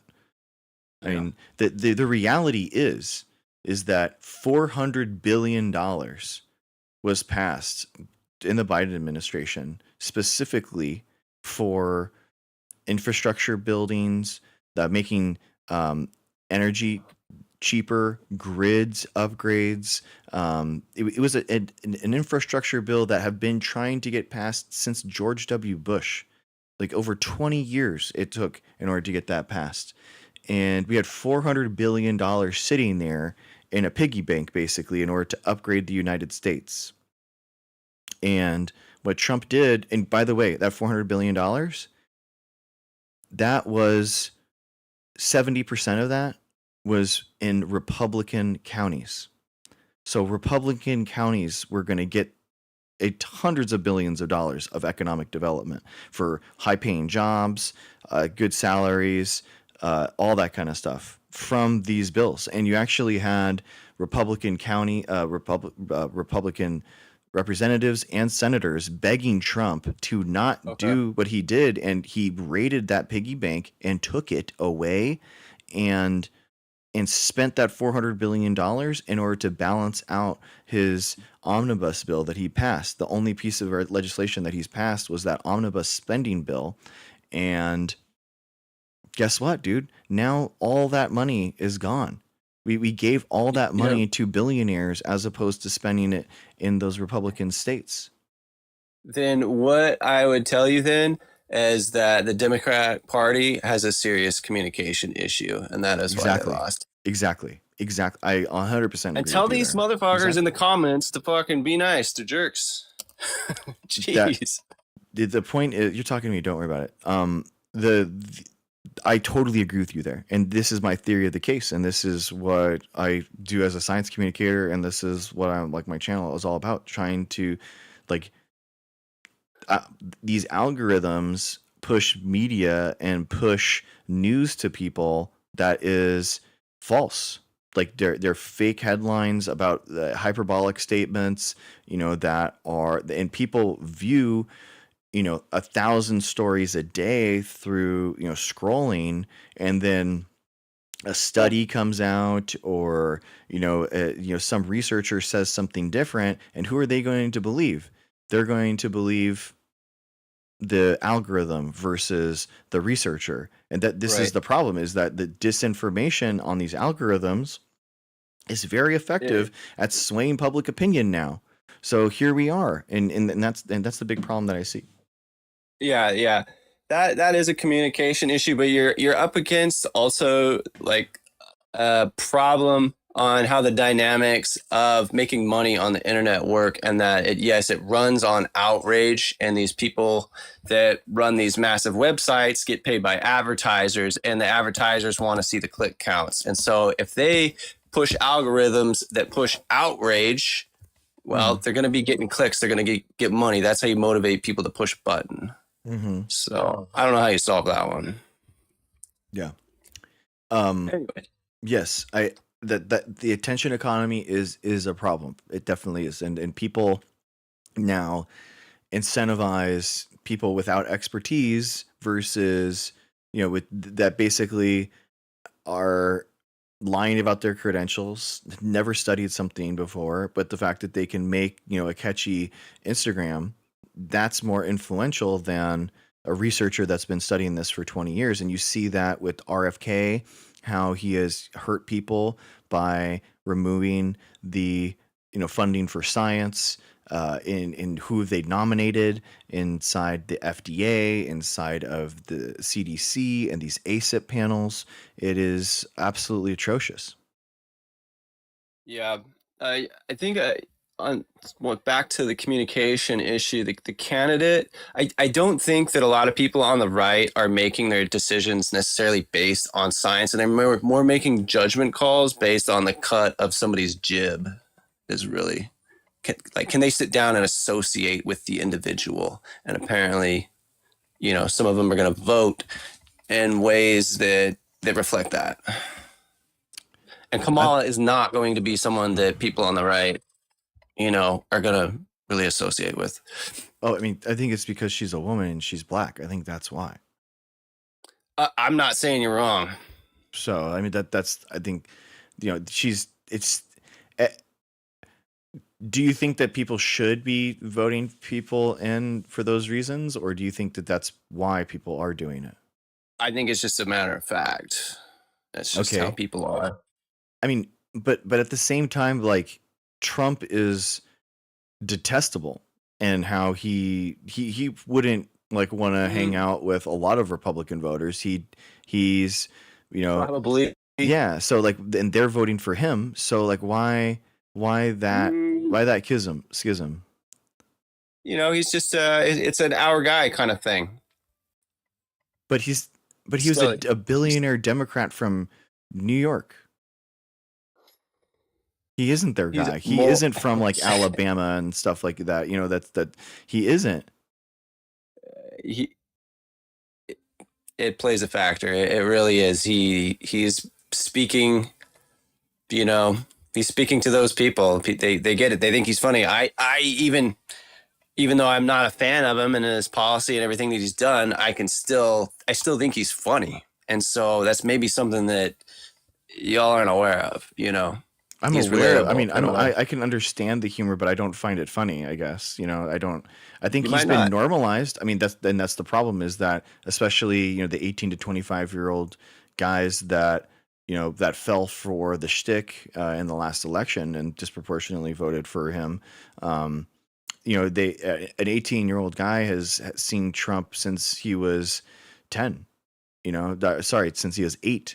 So, yeah, this grotesque and the, you know, where he acts has been normalized in our society, so people don't think that he's that bad. And I think that's the biggest problem, is that he's normalized the worst behaviors in American politics. So that's why they voted for him, is that they can kind of unleash this inner toxicity that they have been like brewing, and they have these avatars of people that are you know, that are created by these profiles and bred through these algorithms, and then they want to unleash it with a politician like Trump. Yeah, it's a way to stick it to the opposition for sure. And unfortunately, I think a lot of them were baited and switched, but that's how the cookie crumbled, unfortunately. Do you have like a Democratic candidate that you would vote for in 2028?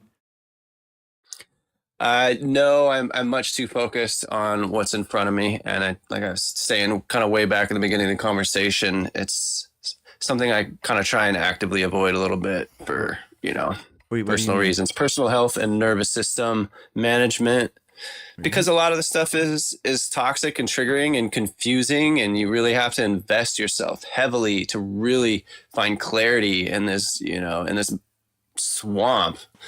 Wait, so you're not voting? So are you saying you're not going to be voting? I don't understand what you're saying. I'm not saying that I'm not going to be voting, but I currently, if I'm going to vote, I like to, you know, be a conscientious and have intention when I vote, you know, and if I'm not going to vote without like a solid base of reasoning behind it, it just muddies the water in a way. Did you vote in the last election? Yeah, I certainly was baited and switched for sure. How many elections? I mean, how old are you? I'm 46. Okay. So how have you been voting your entire life? No, not my entire life. I think at the point when probably 2014 or so, when I started to realize that feminism, like I didn't understand what feminism was when I was in the workplace, and it just started to kind of bubble up out of nowhere. Then I started kind of wondering and paying attention, because I'm like, wow, I'm hated for just what I am. And because I had friends that were on the left, and I wanted to understand what all this new stuff was, because I was just happily living my life up until then. And it was really off-putting that I would be hated just for, you know, who I am. No, feminism isn't about women hating men. Men benefit from feminism. Absolutely. I just for who I am, you know, going to be pushed into a certain category and viewed in a particular way at glance, regardless of who I am and who I actually am and how I actually feel. And I just was never really given a chance, and I just felt like that was unfair. And so, you know, that automatically put me on the white boy right. So I was like, okay. So you just assumed that? You assumed that label? No. I've you know, spent time talking. I had a good friend that, you know, is a feminist. My boss for many years was a lesbian, but she was never brought up anything about feminism, and there was no gay rights stuff. She was just a regular person back then. Back then, gay people were just gay people. There was no politics behind it. Of course there was politics behind it. Bro, like, what are you talking about? Of course there was always the politics behind it. I mean, it wasn't as prominent. It wasn't brought to the forefront of my life. Dude, until... I mean, they've been fighting for 50 years, for equality for 50 years. I mean, I'm a feminist. It has nothing to do with, it has nothing to do with men benefit from feminism and the fact that women would be a bigger part in society, and you would have a dual partner that has more power that you can help one another with. It's like, it's not about making men less. It's about making both whole. Right. But unfortunately, there's a lot of dissatisfaction with males that just kind of I felt I was unjustly bearing the weight of, you know. But I understand the stances, and I get that, but it's like I don't really want to be hated for that, because I don't really do that kind of stuff to people. But there are men that do. I agree. But like, misogyny is the bad thing. Like, women are victims in our society, and the fact that they are the victims of sexual assaults and violence in the homes, like, disproportionately. Like, we have, like, there are like systems in our institutions that benefit men over women. So now that women are trying to have more bodily autonomy, have more access to those, you know, ladders of our institution, like, men are threatened by that. And insecure men are threatened by it. But people that are, you know, secure, men that are secure in who we are, like, see that as a good thing, because now, like, women, like in science, for example, this is a good example. Like, in my field, I'm very proud that, like, in biology, over half now of graduating PhDs are women. So, like, that's a good thing, because women have a really amazing ability to think outside the box in terms of innovative, revolutionary experiments, like Jennifer Doudna, Frances Arnold, that kind of stuff. They have really, like, some great scientists that just happen to be women, because they've had to do more with less in their lives, so that the women that are at those higher echelons are, like, brilliant. And they just basically, in order to solve hard problems, you have to have different approaches, and you, like, it's imperative that we have more, like, strong women in our culture, so that we can solve harder problems. Yeah, I don't really see any problem with that. I mean, like I said, I think I was really just trying to tell you when I started voting and why. And for whatever reason, maybe some of that stuff wasn't always as visible as the negative stuff, especially when someone like myself was, you know, just introduced to it. And honestly, there was a lot of divisiveness being pushed by, you know, the Obama administration and the Biden administration as well. That How so? I just felt really kind of put out. How so? Like, what were they pushing that was divisive? I don't know. I just recall feeling that way and being motivated towards, you know, voting against it when I was starting to just try and understand what the heck is going on out there. And otherwise, I would have never even voted, and like I hadn't for most of my life. So I just remember a certain amount of dissatisfaction with what was happening in the world, and it all kind of circled around these isms. And so it was like, well, I guess I better try and, help fix this any way that I can. So that just around that time is when I recall that happening. So I decided to vote.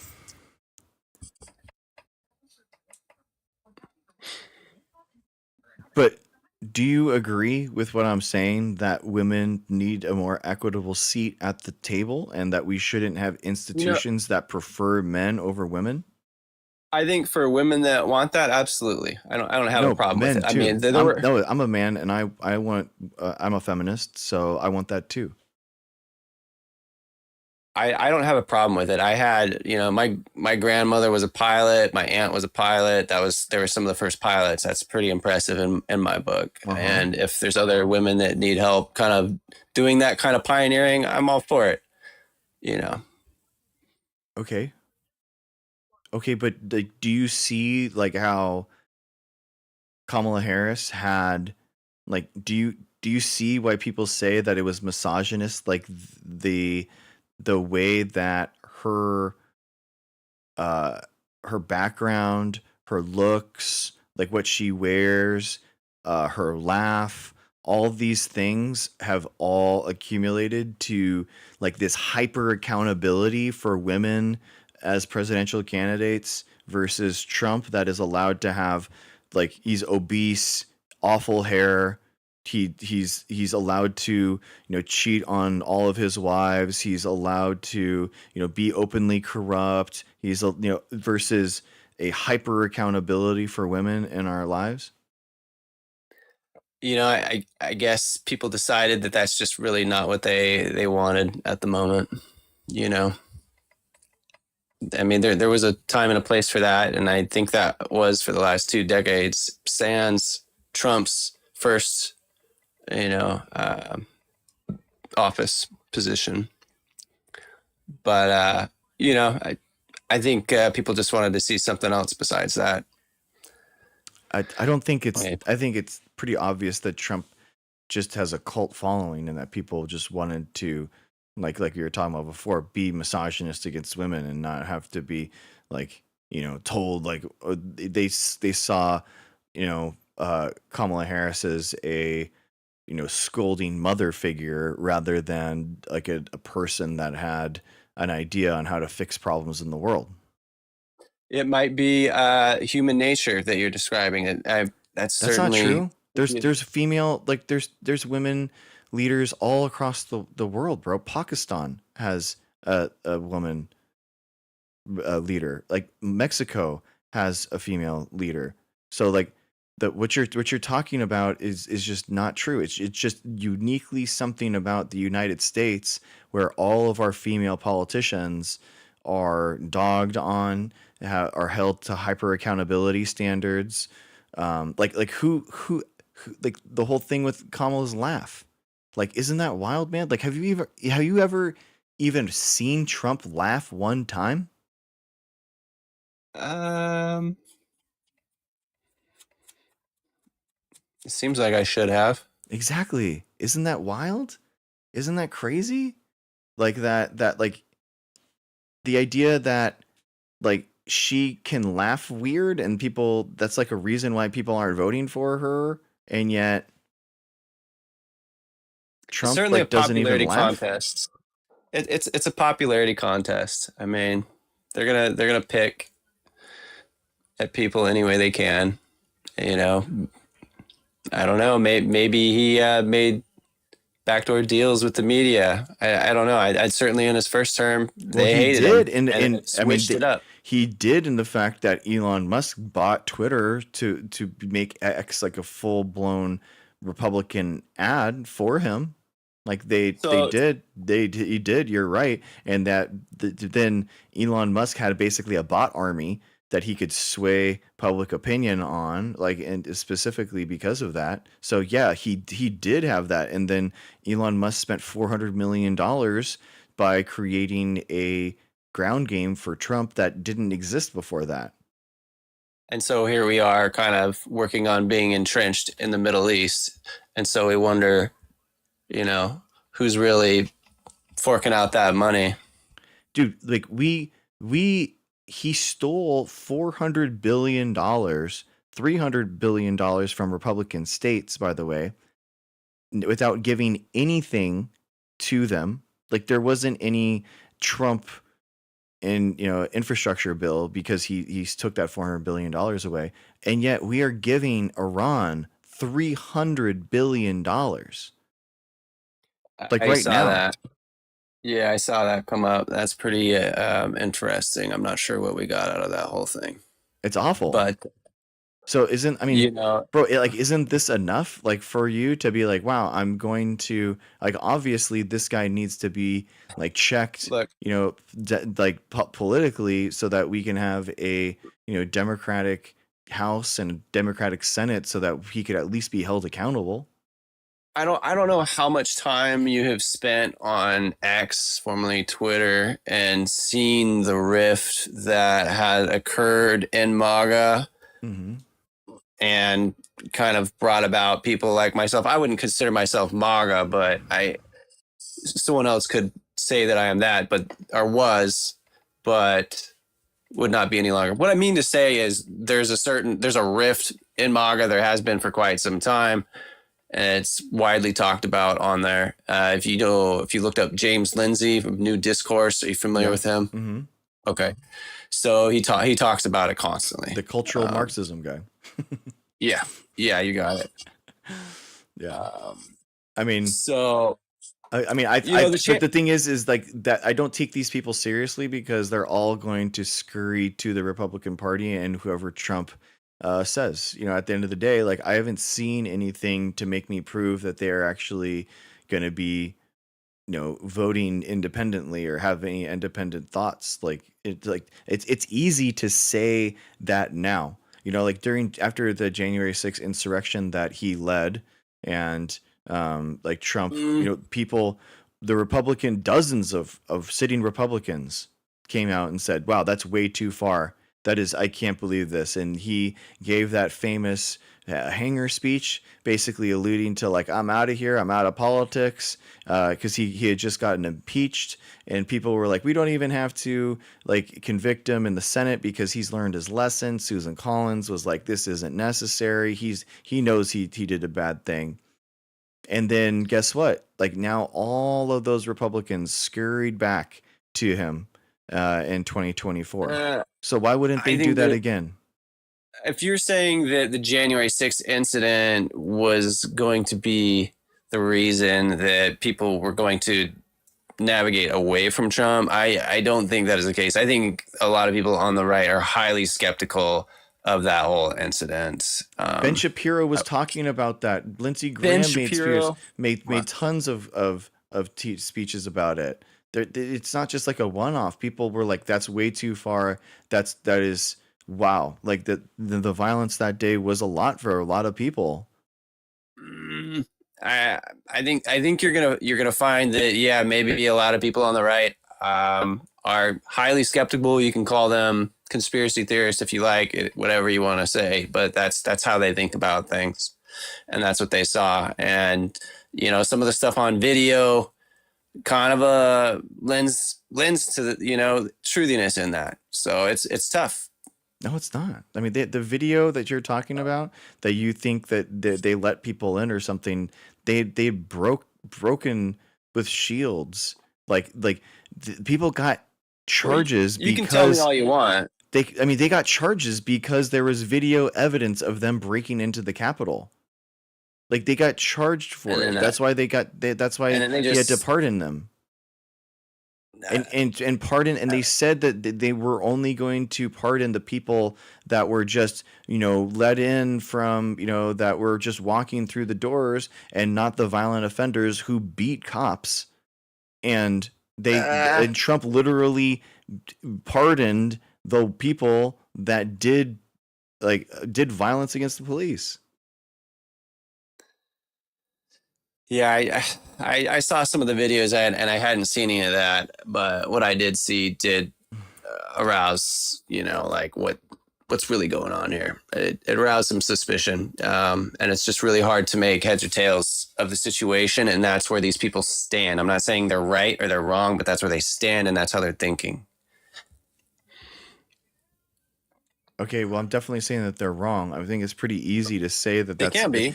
I mean, They could be. Do you think that that's how we should do like elections, like from now on? Is that like normal for you? You think that?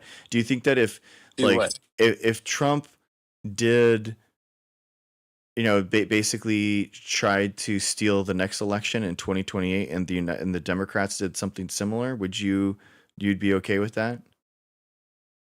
I think the Democrats do similar things. Like, for example, here in the state that I'm in, I'm just going to give you an example right now. We have a candidate running, two candidates. The current incumbent is running, and the Democrats put up a guy with the exact same name at the last minute to be put on the ballot to run against him and for the seat in Congress, and then they have their other gal that is also theirs in order to cause confusion. And you know what? The election board said, no, you're not going to run because we know that you're trying to muddy the waters in order to reduce the chances of this person, winning the race. And that's underhanded. It was caught. It was totally obvious. So yes, I don't think it's above them. That's to do stuff nothing like to do with below them. January 6th. January 6th was them impeding an official government action and breaking the Constitution. It's the Electoral Count Act of 1878, I want to say. It's in the Constitution, and Trump conspired to go against it. That's why his lawyers that worked with him were disbarred, and they just went to SCOTUS, by the way, trying to get his bar license back, and they denied it. Even SCOTUS was like, this is way too far. Yeah. Well, it might be. I'm not saying it's right, but I don't think that people on the right are above revolutionary action. I think they feel that this is why would they wait? So now, obviously they're not, because they went. Obviously, they're not above thinking that January 6th was okay, because the way they certainly voted. Yes. True. So and they again, changed. By the way, they changed the Constitution to allow Trump to run. By the way, so that's another thing. There's a section, Section 2, Article 13, talking about how the people that stage insurrections aren't allowed to run, in Colorado sued, and then the Supreme Court allowed him on. So well, he also has really heavy donors. When you sell out your seat for things that are going to be done and against what your constituents want, you might get in office. He definitely has the billionaires in his pocket. They're donating hundreds of millions of dollars for his ballroom that doesn't exist. There you go. Have you ever thought about where and why that he asked for $500 million and he got it? Like, Meta invested into it, Oracle invested money into it. Yeah. But where did that $500 million go? Because they asked for an additional $1.5 billion for the building. You ever think about that? Yeah, it's pretty sketchy, to be honest with you. Yeah. So it's very sketchy. Yeah. He's like openly corrupt, and he's like openly corrupt, and isn't it? But the problem, pretty much. You're being very agreeable, but you're also the type of person that makes me the most frustrated, because this is so plainly obvious, and like, why won't you now go the extra step and be like, well, you know what? Democrats are going to be better than this. This level of corruption is unseen before. This is really bad. Wait. I talked to you about not towing the line. If the Democrats want to present something that looks reasonable, I'll consider it. Like, but who would be a Democratic nominee in 2028 that you would vote for? Not Newsom. Okay, but not Newsom. Okay, but who would you vote for? Who's available? Have you guys put anybody out there? What? No, nobody's announced so far. But like, there's no Democrat that you would vote for, that you could think of that you would vote for. Not Buttigieg. No. Okay, I mean, Not we have Kamala. we have 8 billion people on the planet. I mean, do you have anything like? Narrow it down to a pool of people. I'll have to go and define that pool of people for myself, I guess. I'm sure I can do that. Mm-hmm. I mean, you can't think of a single Democrat that would be like worthy of being president that you would vote for. I'm not currently. No, I'm not too big into politics in that way. I'm just kind of, I guess, an informed observer. Semi-informed. I'm not going to claim that I'm informed. But isn't that weird that you can't name a single Democrat in order to do it? I mean, where do you get your news? I haven't watched TV in like 20 years. So that's not from there. Tallarico? I guess. Do you know who Tallarico is? Are you a Christian? No. Yeah, I would say so. Do you know like who James Tallarico is? Name is not familiar at all.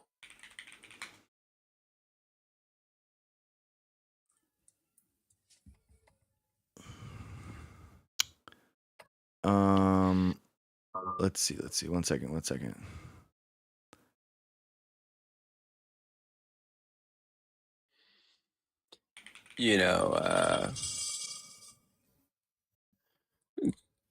Kirk might have been an interesting one, but certainly he's no longer an option. One thing I appreciate about Donald Trump, about President Trump, is he doesn't pretend that his politics are built on piety, right? Wait 1 second. I don't know why it didn't play. One thing I appreciate about Donald Trump, about President Trump, is he doesn't pretend that his politics are built on piety, right? That's not his style. But the Vice President, J.D. Vance, does suggest that his politics are built around a Christian ethic. And I want to play a clip of him for you. And as an American leader, but also just as an American citizen, your compassion belongs first to your fellow citizens. It doesn't mean you hate people from outside of your own borders, but there's this old school, and I think it's a very Christian concept, by the way, that you love your family, and then you love your neighbor, and then you love your community, and then you love your fellow citizens in your own country, and then after that, you can focus and prioritize the rest of the world. What did you think when you heard Vance say that? That's not the gospel. And I don't think I'm saying this as a Democrat. I think I'm saying this as a fellow believer. J.D. Vance and I are part of the body of Christ together. And I think this is antithetical to the gospel. The gospel is all about prioritizing those on the outside, those who are least lovable. And that's what's so revolutionary about it. And so what J.D. Vance is describing is the culture that we already live in. That's the world. And we Christians are called to see beyond the world. And that's to a divine love, a godlike love, because, as Scripture says, the rains and the sun fall on the righteous and the unrighteous alike. God loves all of us, no matter what we've done, no matter how good or how bad we are. I can already talk to us if you want. And we as Christians are called to have that divine agape love for every person equally. And that's hard to do. I love my family more than I love other families. I'm guilty of that. I think we all are. But the gospel is pushing us to move beyond that and to have the same love for a child on the other side of the world that we have for our child. And it's almost impossible to do that. But it is what we are called to do. Are you familiar with the term suicidal empathy? No. You're not familiar with the term? Like if you are going to go and help people in a way that diminishes your ability to help yourself and the people, you probably should reconsider. So that's what you think Tallarico's talking about there? No, I think he's talking about the opposite of that. I think he's saying that it's okay to destroy yourself in helping others potentially. But then you inadvertently and unfortunately diminish your ability continuously, sustainably to help others as well. That kind of also touches on immigration policy and the perspective of the Republicans versus the Democrats when it comes to interpreting how the Bible plays a role in all of this. Okay, can you just talk on Tallarico though? Like, what do you think about like what you said there? Would you think that's like how a normal Democrat like is talking? Do you think that it's interesting? No, that's exactly what I was talking about. I think he's expressing what is considered suicidal empathy, and that we want to just help everybody to the detriment of ourselves. And then therefore diminishing our ability to help anybody, including ourselves. It's self-destruction, suicidal empathy. So you think that you disagree with Tallarico because it would harm the United States to be more empathetic for people outside of the world, outside of our country? No. I think it's important to be empathetic, but I think if you're hindering yourself in the process and destroying your ability to provide support, then that's a bad idea. It's like, hey, look, there's a person drowning. Let me go save them. And now you both drown. That's not good. Maybe you should throw them a life preserver instead. And isn't that like exactly what the Jesus like talked against? Like, did he only give like he literally went into the wretched and like cleaned their feet. He went like you're talking about he did the exact opposite of what you're talking about. So you're not Christian then. If you want to describe me that way, that's perfectly fine. I would describe. I mean, I can't think. I'm just saying. I mean, if we're talking about Jesus Christ of Nazareth and like what he did, like I don't understand how you can comport like like the views that you have. And I think that certainly would take a lot of faith in order to jump in and say God's going to save us both and try and save that person while they try and drag your head underwater. But that's a tough one to go after. Personally, I would prefer to help people in their home countries instead of try and bring them here. It seems like it's like help them help themselves. That's what he's talking about. It doesn't. That's what Tallarico is talking about. He literally is talking about that. There's a distinct difference between how the conservatives and liberals interpret that. Then look up suicidal empathy. It's a very big topic, and this is completely related to it. I'm just giving you what you asked for. No, because we're talking about Tallarico being someone that you could potentially vote for, and now you're kind of correct. Like bringing it into this like this weird thing. No. You thought that it was somebody that I could potentially vote for, and being saying that I am inherently a Christian, or at least I believe to be so, that I should be in agreement with Tallarico what he's saying, but the way he is interpreting the scripture is certainly one something that I disagree with in that regard, the way he's interpreting it. We've talked about how Greg Abbott is defunding our public schools, but I don't want to get off this stage until I call out those two West Texas billionaires who are pulling the strings behind the scenes. Their names are Tim Dunn and Ferris Wilks. They are the billionaire mega donors who are bankrolling this effort to privatize our public schools, and those close to them say that their ultimate goal is to replace public schools in Texas with private Christian schooling. Because Dunn and Wilks are not just oil and gas oligarchs, they are also Christian nationalist pastors. And I know that billionaire pastor sounds like an oxymoron, but on Sunday mornings, these two billionaires are preaching at these far-right churches. And they don't preach a theology of universal love. They preach a theology of power, control, and domination. They say that climate change is God's will.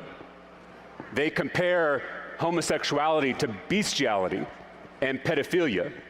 And they say that only Christians have a right to serve in public office.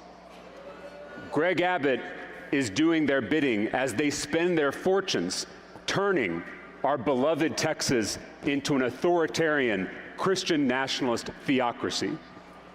Listen, my granddad was a Baptist preacher in South Texas.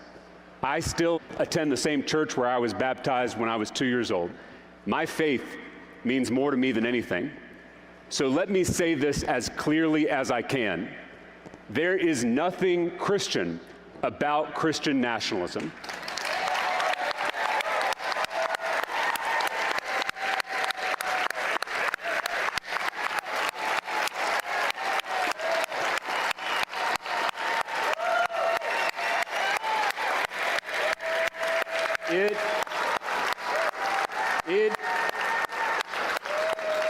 It is the worship of power, social power, economic power, political power in the name of Christ. And it is a betrayal of Jesus of Nazareth. There is nothing Christ-like about buying politicians to push your extreme political agenda. There is nothing Christ-like about undermining our democracy and brainwashing our kids. And there is nothing Christ-like about taking money from poor kids on the west side of San Antonio and the east side of Austin and the 3rd Ward of Houston and the Rio Grande Valley and small towns and suburbs across this state and giving it to rich parents who don't need it. So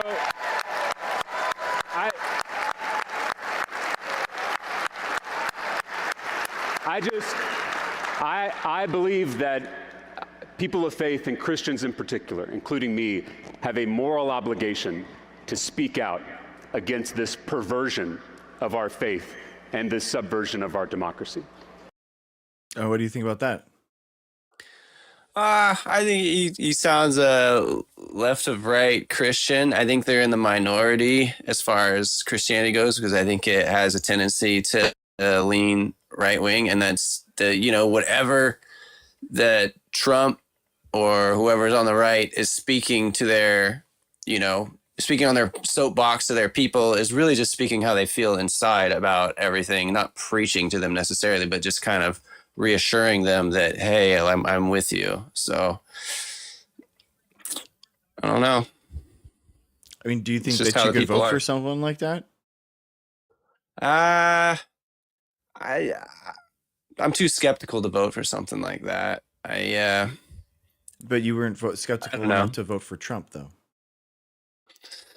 Yeah, but I'm kind of a troll myself a little bit, just so I can kind of relate to him in that way. I'm going to be honest with you. But he trolled you. Like, you didn't troll Trump. Like, he trolled you.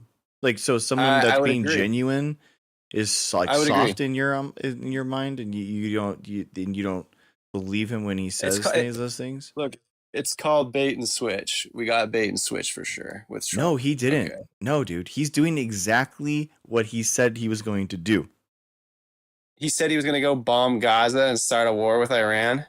I don't think so. I think he said he lied to you. On Make America Great Again. No, he lied to you. Middle East something. He lied to you and said that he was a peace president, and in reality, he was going and removing leaders in the Middle East. He was already doing that. No, it wasn't. No, he had already done that in his last Trump won, dude. He had already done that. His first term? Yes. How much time passed between his first term and his second term? 4 years? You sure it was only 4? Sure it wasn't 8? Was it 4? Didn't? Yeah. Yeah. I'm sure. We all knew. Everyone knew. Like, everyone that didn't vote for Trump, like, we all saw this. We saw it since 2016. Like, this isn't like you are coming around to the fold now, but like everyone else knew about this. Never Trump Republicans knew about this. Democrats knew about this. Like go ahead. He was a Zionist in his first term? Yes. Well, they moved the capital of Jerusalem for him. all I remember of Trump's first term is him not being able to do a damn thing and being completely smeared in the mainstream media. That's, I mean, I think he ran on the platform of drain the swamp, and he literally accomplished nothing. He did. He did a lot of things. It's just that the QAnon conspiracy of him not being able to get anything done was how people in the right-wing media sphere pushed this idea, and people like got bought into it. Like, man, only if we could like let Trump be Trump. And now what's happened is that he's surrounded himself with sycophants, and Trump too, and now he has no pushback. Now he has no guardrails, and now he's doing the things that he said that he was always going to do.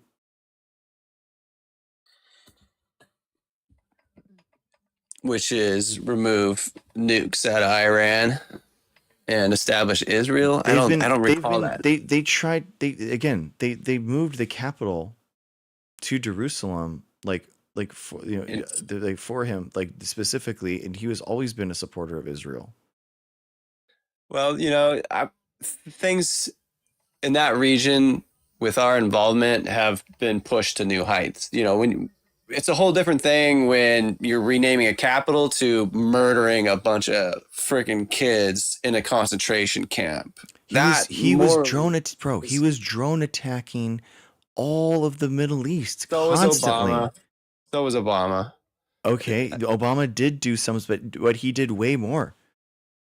I don't know. Trump did more drone attacks. Yes, Trump versus Obama drone strikes.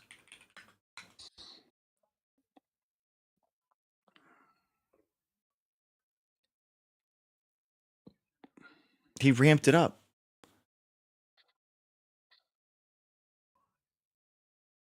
So strike volume and frequency. The Obama administration, over 2 terms, Obama authorized 542 strikes in non-battlefield settings: Yemen, Pakistan, Somalia, averaging 1 strike every 5.4 days.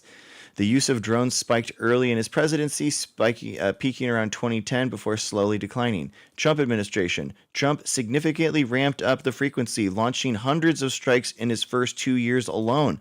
By some monitoring metrics, Trump averaged a strike or raid every 1.25 days early in his tenure, ultimately authorizing more total strikes in non-battlefield theaters during his first 4 than Obama did in 8.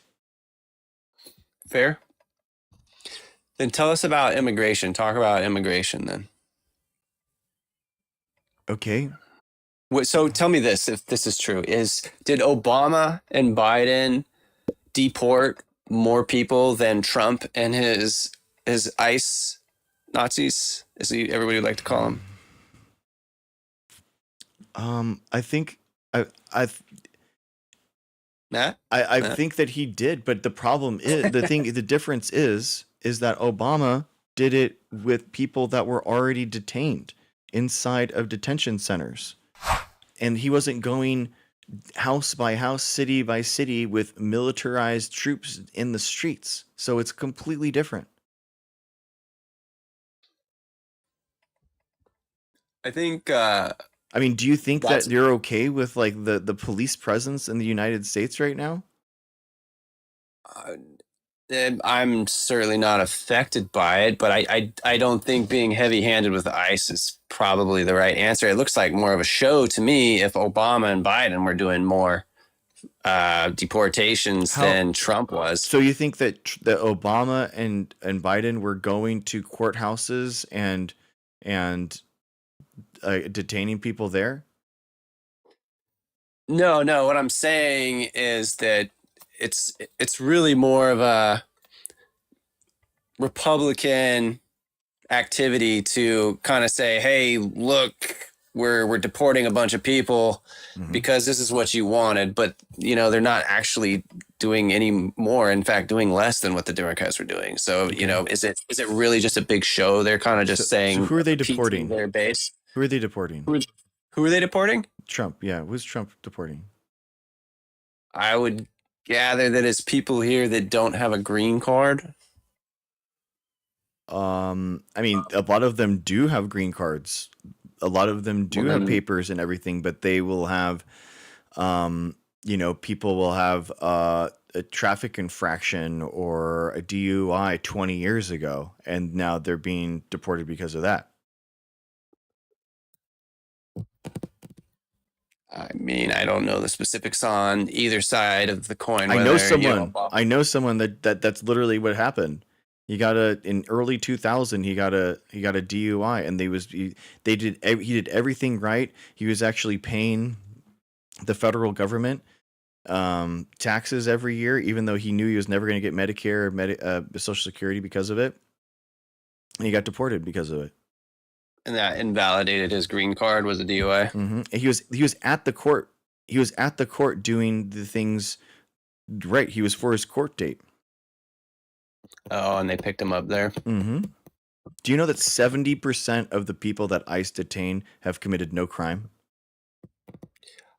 I believe it, and you heard why I said they're out there, and it was really in order to appease the base. I mean, it's like a dog and pony show, it seems like. I mean, if he really wanted to crack down, he could, but apparently, he's trying to do everything that they can. Stephen Miller and like his administration are literally trying to do everything that they can. He ran on that, and he's not deporting as much as the Democratic Party did in the last 2 decades. Because yes, exactly. Because he did deport those people, and they were in jails and they were in prisons, and so he deported those people, and now they're no longer there, so there's less people there. They didn't fill up the spaces. They're gone now because of Obama deporting them. Fair. I mean, because immigrants don't, because you know why though? It's because immigrants don't commit crimes at a higher rate than native born people. So they're not going to be at a higher disproportionate rate inside the prisons and jails. So he's kind of reaching for straws. That's what you're trying to say. Exactly. And he's going door to door in a very inefficient way, trying to look for people that just and messing with citizens. They're deporting citizens. They're deporting people because of that. And for no reason, man. Like, the immigration makes our country better. It increases the size of our economy. Are you a capitalist? That's debatable. Am I a capitalist? I mean, I'm not in favor of the alternative, to be honest with you. If someone were to, if I was a surgeon and they gave the same wage to a guy selling shoes, I'd probably be a little upset. I'd be a little less motivated to do anything. I don't know. I've never lived in a communist or a non-capitalist country, so I don't have that experience. But, if I were to kind of produce some sort of conjecture about it, I would probably say I would prefer capitalism. And based on the history of how things have gone in the United States, it's done well so far, except I'm really not very happy about money printing and inflation. So that's so you're bad that Trump is doing that. I mean, he's really bad for inflation. Fucking awful. Yeah. I mean, he's atrocious for and CapEx spending is down because of these. Unless you're just 7 companies, the economy's not doing good. Yeah, it's just theft. Your only way to stay afloat anymore, as far as having money in your bank account and Stock keeping market. it buying. Exactly. Yeah, and that's why Anybody they're that's going not up. doing that. Exactly. No, it's you're 100% right, man. And it's crazy. I mean, it's like that is the only thing that is keeping the market up, it feels like, because we're pricing in a price hike right now. It's like there's very likely going to be a rate hike coming up, because inflation is too hot because of the Iran war and tariffs. So it's very, very likely that we're going to get a rate hike. That doesn't help them either. That doesn't help anybody. But the thing is you were talking about, like, central command, like command economies, like central authority. Trump is literally trying to take political will and trying to cut the rates, from the White House. And I mean, Powell was thankfully not swayed by him, right? But he even though Trump was trying to mess with him with FBI investigations over an addition to the Fed, some nonsense about that, and which is crazy. I mean, did you see that Powell statement where he was talking about that? No. Like Trump literally took his FBI and pushed them to investigate Jerome Powell, the Fed chair, to mess with him because he wanted the rates to be cut. And he literally had to make a speech for the first time ever. The Fed chairman saying that the president of the United States is coming after me and investigating me with scurrilous lawsuits, and this is an attack on the independent, the Federal Reserve, like never before. No president is going to want to eat that crap sandwich of having a piss poor economy because but he did of it. rate. It is the problem is with Trump. The economy was doing great under Biden. True. At the end, it was the best of all the G7 nations. It was, yeah. We certainly ran into some issues, and like we agreed, you're only doing okay now if you have your money parked in the stock market, and many people probably don't. Yeah. Anyway, yeah, bro. DRAM is DRAM for the win. Hopefully, it keeps doing well. I don't know. Yeah. Hopefully, are you in DRAM right now? Are you talking about like SanDisk? Yeah, it's a Mu and a bunch of like memory ETF stuff. I dropped into STX before it was a thing, and I was pretty happy about that. STX is Western Digital. Yeah. So yeah, I do have SanDisk. Anyway, yeah, check out DRAM. DRAM. It's an ETF with all of them. It's awesome. It's like the best ETF right now. Okay, yeah, that's actually the name of the chips. Exactly. Yeah, that's go into the computer. Yeah, hence the name of the ETF. It's amazing. I'm on it. Yeah. I'm on it. Yeah. Dude, what do you think about SpaceX? I bought in on it a little bit. I thought it was going to dump, after the IPO, so I didn't put too much faith in it. But I still grabbed up on a few shares, and lo and behold, it went up. Surprisingly. Yeah. I mean, what do you think about it being the fourth largest? I mean, the idea of how he rolled up his Twitter purchase into XAI, into there's this deal. Some fuckery going on. Yeah, I mean, no FEC is going to investigate this. No, and then the same deal, Cursor. With the exact same deal, they just swallowed Cursor up $60 billion in the same snafu that they had done. Well, this kind of touches on another like war point, in that the financial war. Whoever dominates the financial war and the war between the West and the East. Whoever falls first is going to lose the battle, and whoever wins is pretty much going to be, dominating the world. And they're going to do whatever kind of financial frickery they can do to stay on top. And I think that's what we're seeing. But it's Elon specifically, and he has these special rules that have never been. It's just like Trump, right? Like never before seen rules. Now N of 1 is now going to be just for Elon, like the NASDAQ, including him within the special 15 days. Dude, the fact that he owns 85% of the shares of, I'm really mad too, messy about it. He owns 85% of the shares of the company. He never sold any of them. So he has a voting majority over whether or not he gets the $1 trillion bonus. Are you talking about with Tesla? No, with SpaceX. Elon owns 85% of the shares. He never got liquidated. I'm not too familiar with that. Check it out. Check out how much of SpaceX Elon owns. There is only like 15% of the company that people are buying into right now. Huh. Yeah, I don't know. I haven't looked into all the baloney that's going on. Some of it has come across my radar, and I just figured, they need to prop this up in order to win whatever financial war we're in right now, and they're going to let it go. There's a war. I totally agree with you that, and we are getting absolutely hosed. Elon is, and now that he's a trillionaire, making hundreds of billions of dollars a day through, SpaceX moving, 10 points, 10 percentage points. You're going to see all these billionaires, all these centi-billionaires, now because the second place guy has like 300 billion. So he wants to go to 1.3 trillion.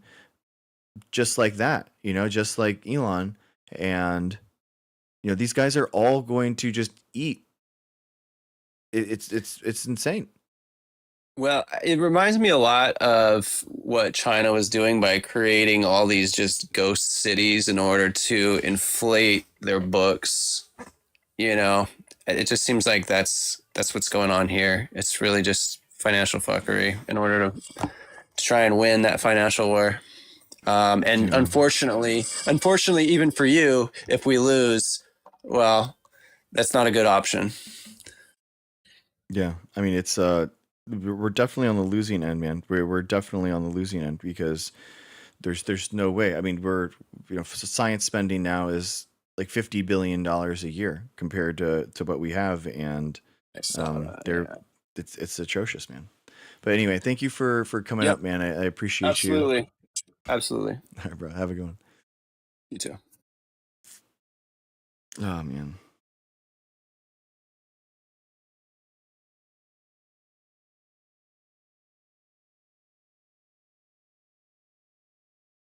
Like, I don't know. I think it's frustrating. I don't know who's to blame there, for someone like that.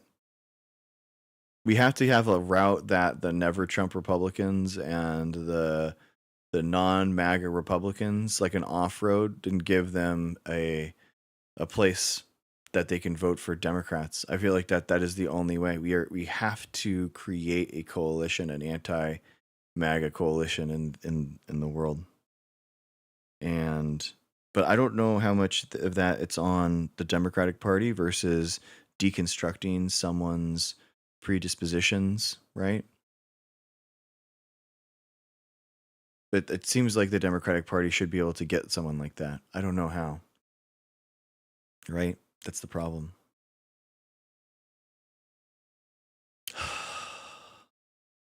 Yeah.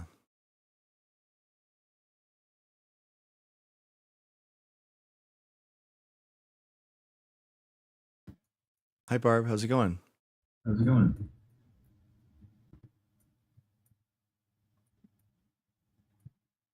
Barb, are you there? Are you there? Wait, hello. Do you hear me? Yo, what's up, dude? How's it going? Hello, how are you? Good. I think Democratic leaders need to address culture war strawmen and stop being afraid to ruffle feathers.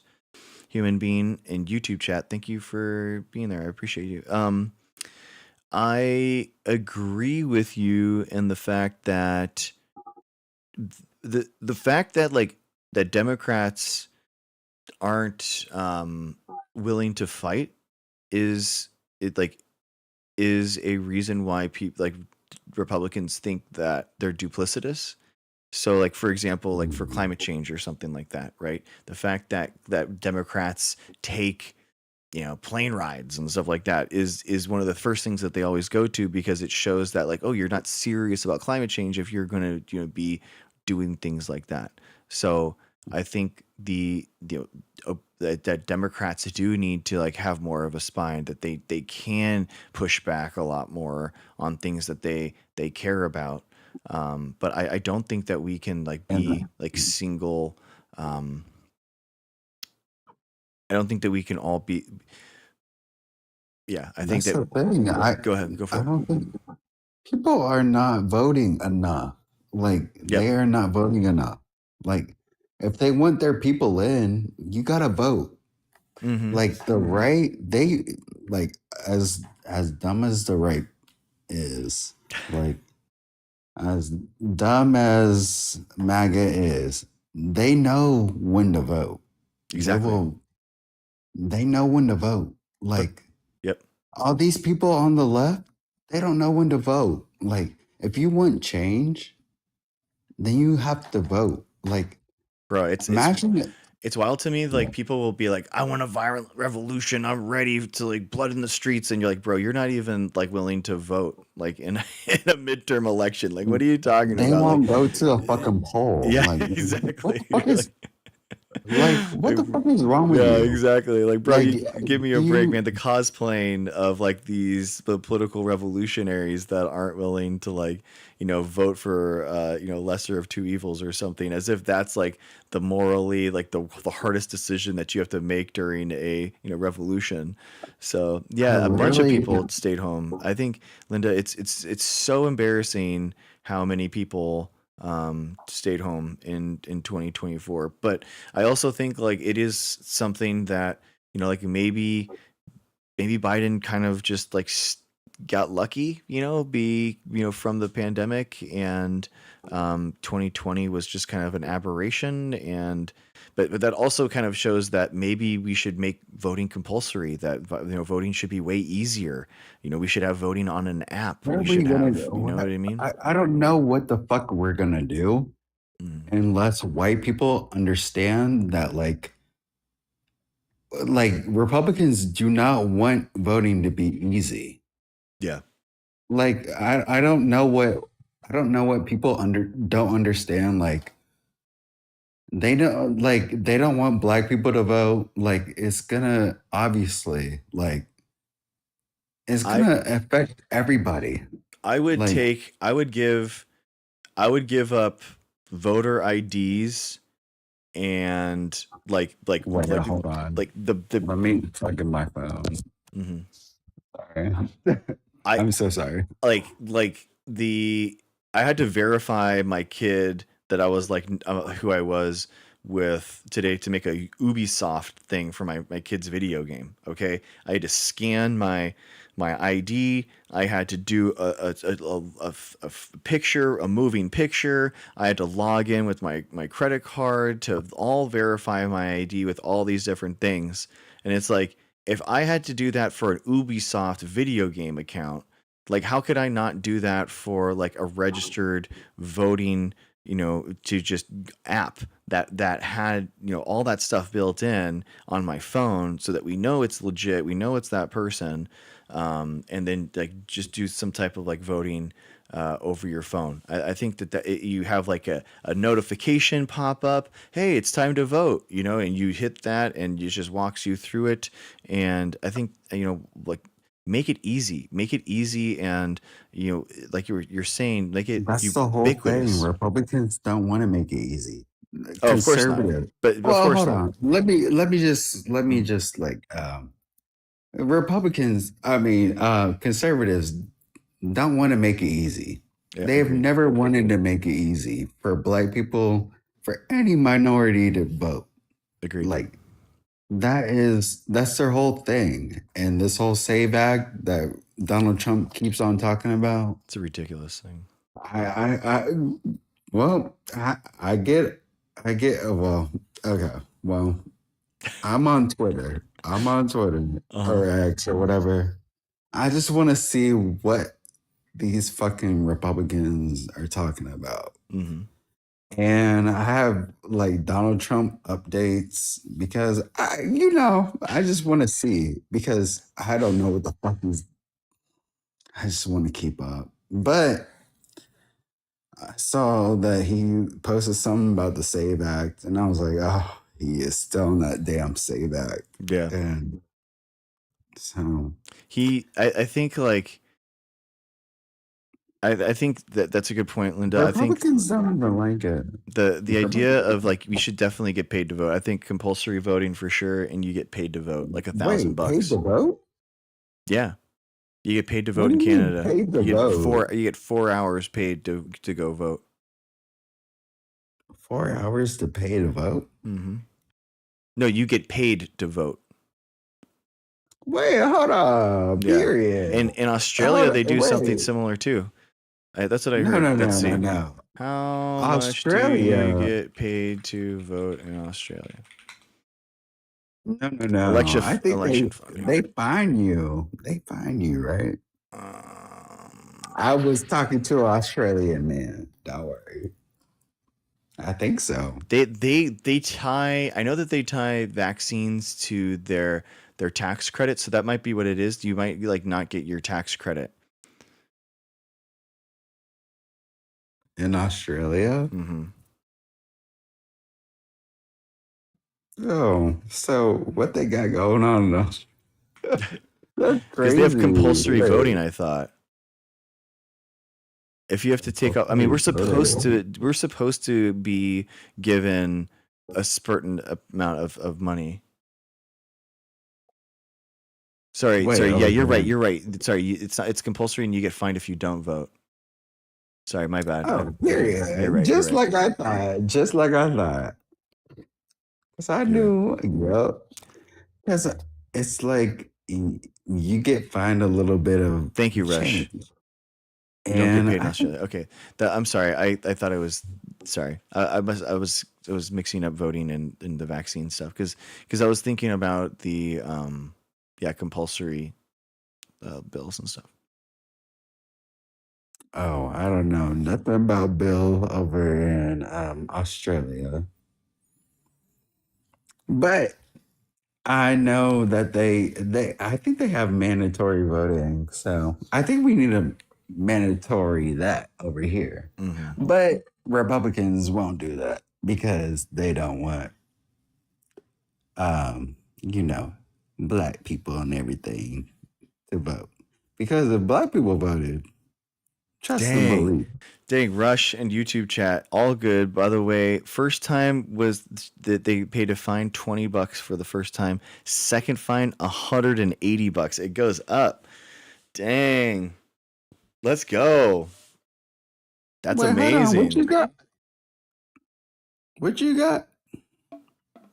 $180. Well, that's a fine.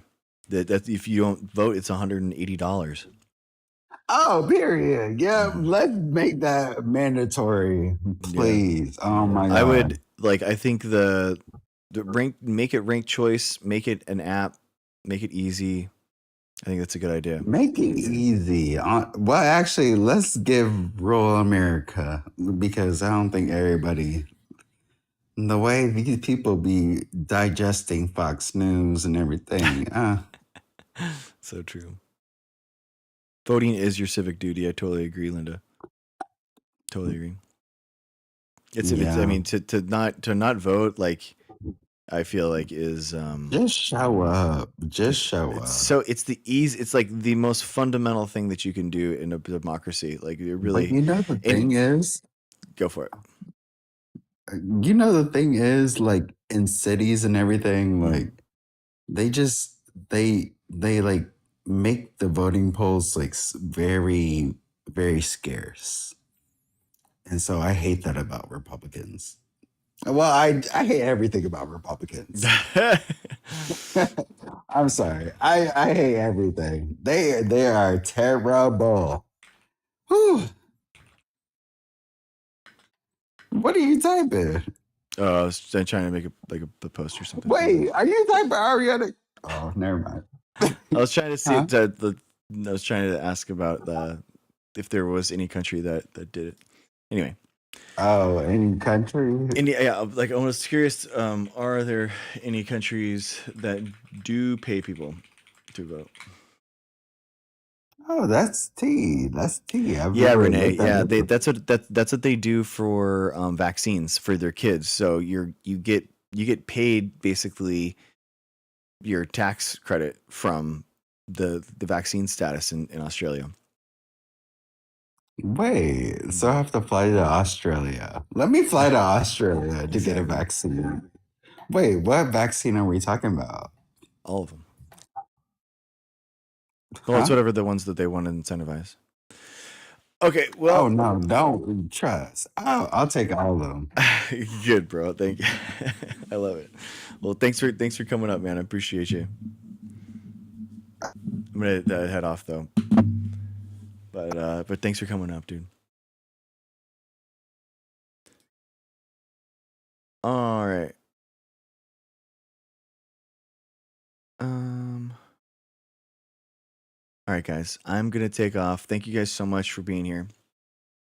Thank you for watching on YouTube. I am currently trying to really push on the YouTube algorithm. We're getting picked up for subscribers, and some of my videos are getting picked up by the algorithm on YouTube for the first time. So I would love it and so much appreciate it if you could actually go over there and give me a subscribe, hit follow, or hit the bell, all that kind of stuff. You know, the YouTube stuff, like a video, hang out in YouTube chat, and oh, good. How I tried to delay the TikTok stream to match it with YouTube chat. So let me know. Does that actually work? Did this actually work? Let's see. Let's see if I can see right now. I'll have to. Let's see. Okay, this is on my alt account. Okay. I wanted them to be in sync so that someone could be on their chat on phone. I caught you on my algorithm. Oh, human being. Awesome. Thank you, dude. Here, let's see. Okay. And clap. Okay, let's see. Let's see when that happens.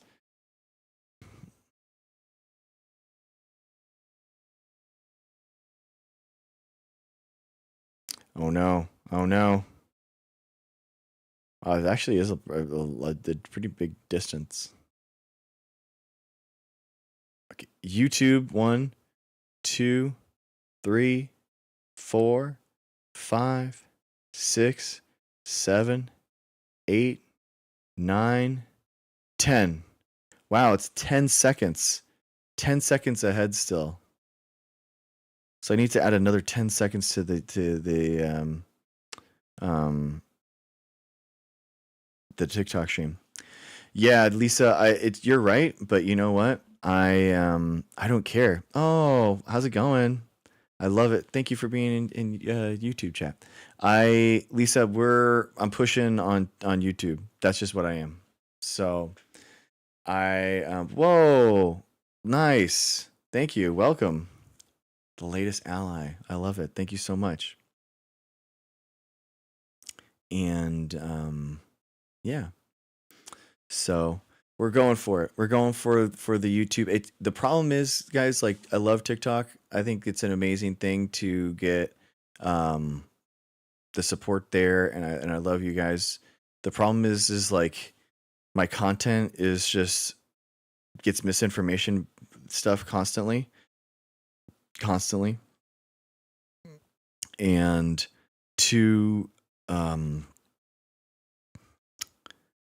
yeah, the bans and the moderation is just too tough on my stuff. And I love TikTok as a funnel, as like a chat for people to hang out, but at the same time,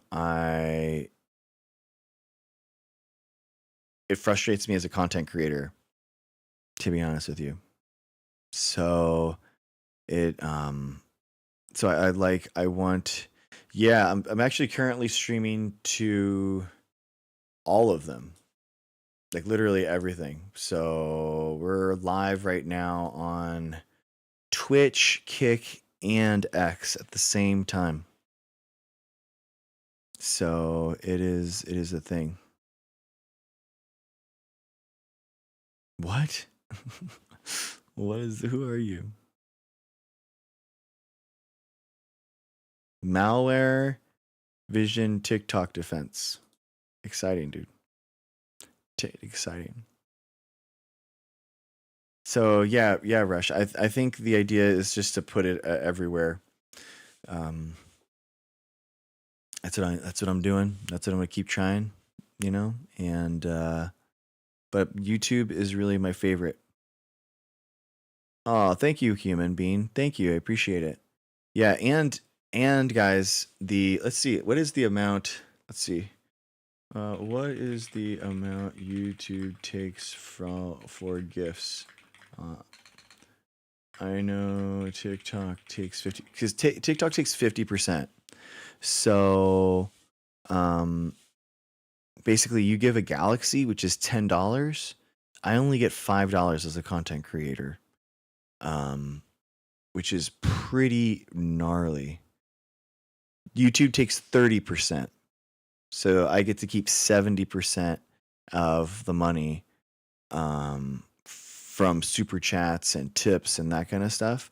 So that's 20%. I just got basically on YouTube.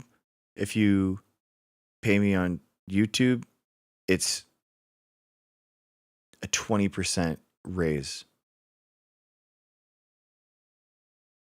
So it's there. Yeah, there you go. Come for the science, stay for the mom jokes. Exactly. I like YouTube as well. I think you might get more from Twitch though. If you're going to do videos too, YouTube might be the win. Yeah. Check out my videos. Rush. I think the problem with Twitch is that there's no discoverability, like zero. So, I mean, that's the thing with TikTok is that the algorithm is good. And the fact that it puts you in front of more eyes, it's just, I mean, we've gotten 1,500 views from TikTok this stream. So 1,500 people have viewed the chat and swiped away, but there's 81 people hanging out. The amount of viewers that we have gotten on this stream is 91. So significantly less. So, but there's still 6 people on YouTube. I love that though. Should be 10%. Yeah, Helen. It feels like that would be better.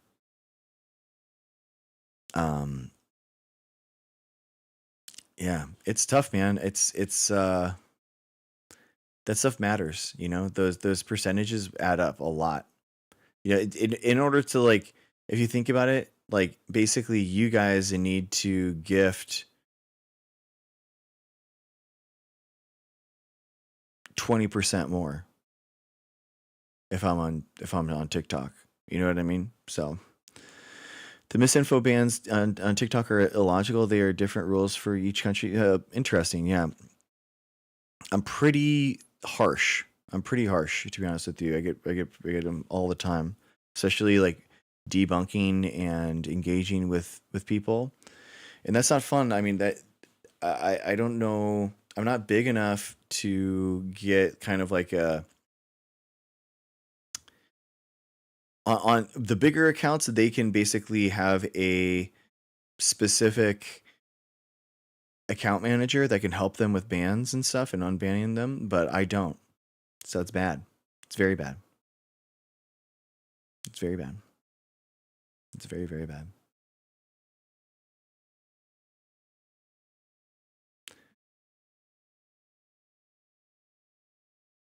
I did go on Planet Peterson. Yeah, he watched one of my debates, and then I went on his panel on TikTok for a second. Yeah, he's cool. Yeah, that's cool, Rush. We need to keep up the taps on TikTok, though, F-on. I mean, I think that TikTok will always be kind of like a funnel, Yeah, I need to go over. I actually emailed Deconstruction Zone, and they emailed me back to like be and do something with them. So I need to work with them and schedule something. So, so yeah, I really want to. So, all right, guys, I'm gonna take off. Love you guys. Thanks for hanging out. I appreciate you. Thank you so much. Top fans. F-on, Rush, Michelle, Linda, Ness, Mrs. Dr. G, Human Being, Sanish, Robin, Helen.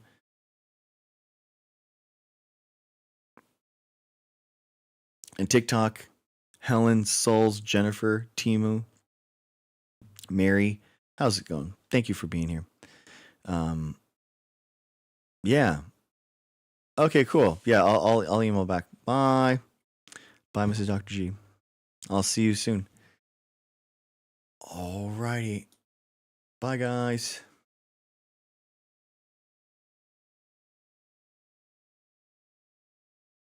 All right, YouTube. Love you guys. Thanks for being there. I appreciate you so much. Think the now that we can really tell you what we think about TikTok. No, it's tough. It's tough, man. Genuinely, it's very tough. Like I think YouTube is really seen as kind of like this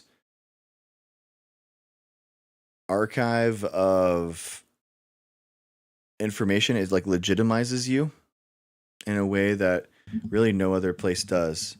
And that is the thing about it. Like getting people to come over from TikTok to YouTube it's a thing. The worst part that, and honestly, YouTube needs to fix this, is figure out a way to have a guest or a guest ability to come up and bring guests on live. That is like what's missing. That would be the biggest thing. Let me see actually if I could do this. I think Video Ninja is the best way to do that. What's the best way to add a guest for my YouTube stream? I think it's Video Ninja. Video Ninja does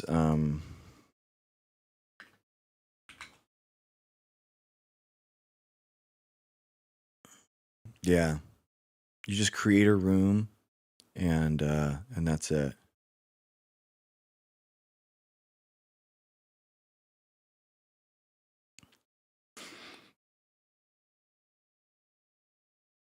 Yeah.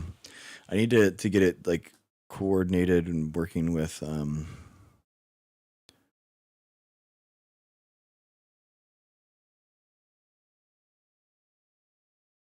group voice comms.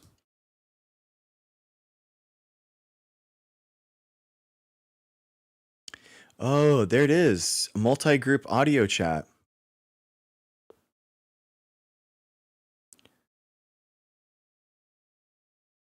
Wow. That's cool.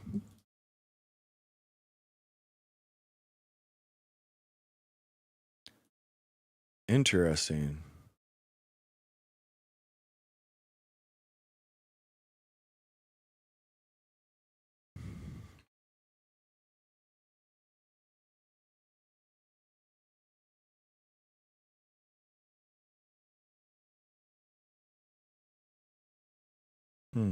Interesting.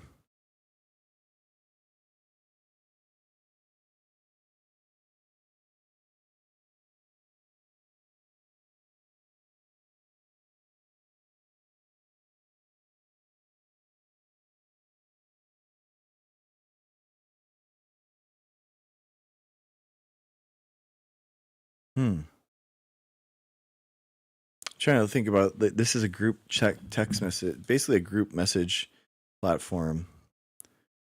That's pretty cool. It's called Video Ninja. I'd heard about it before, but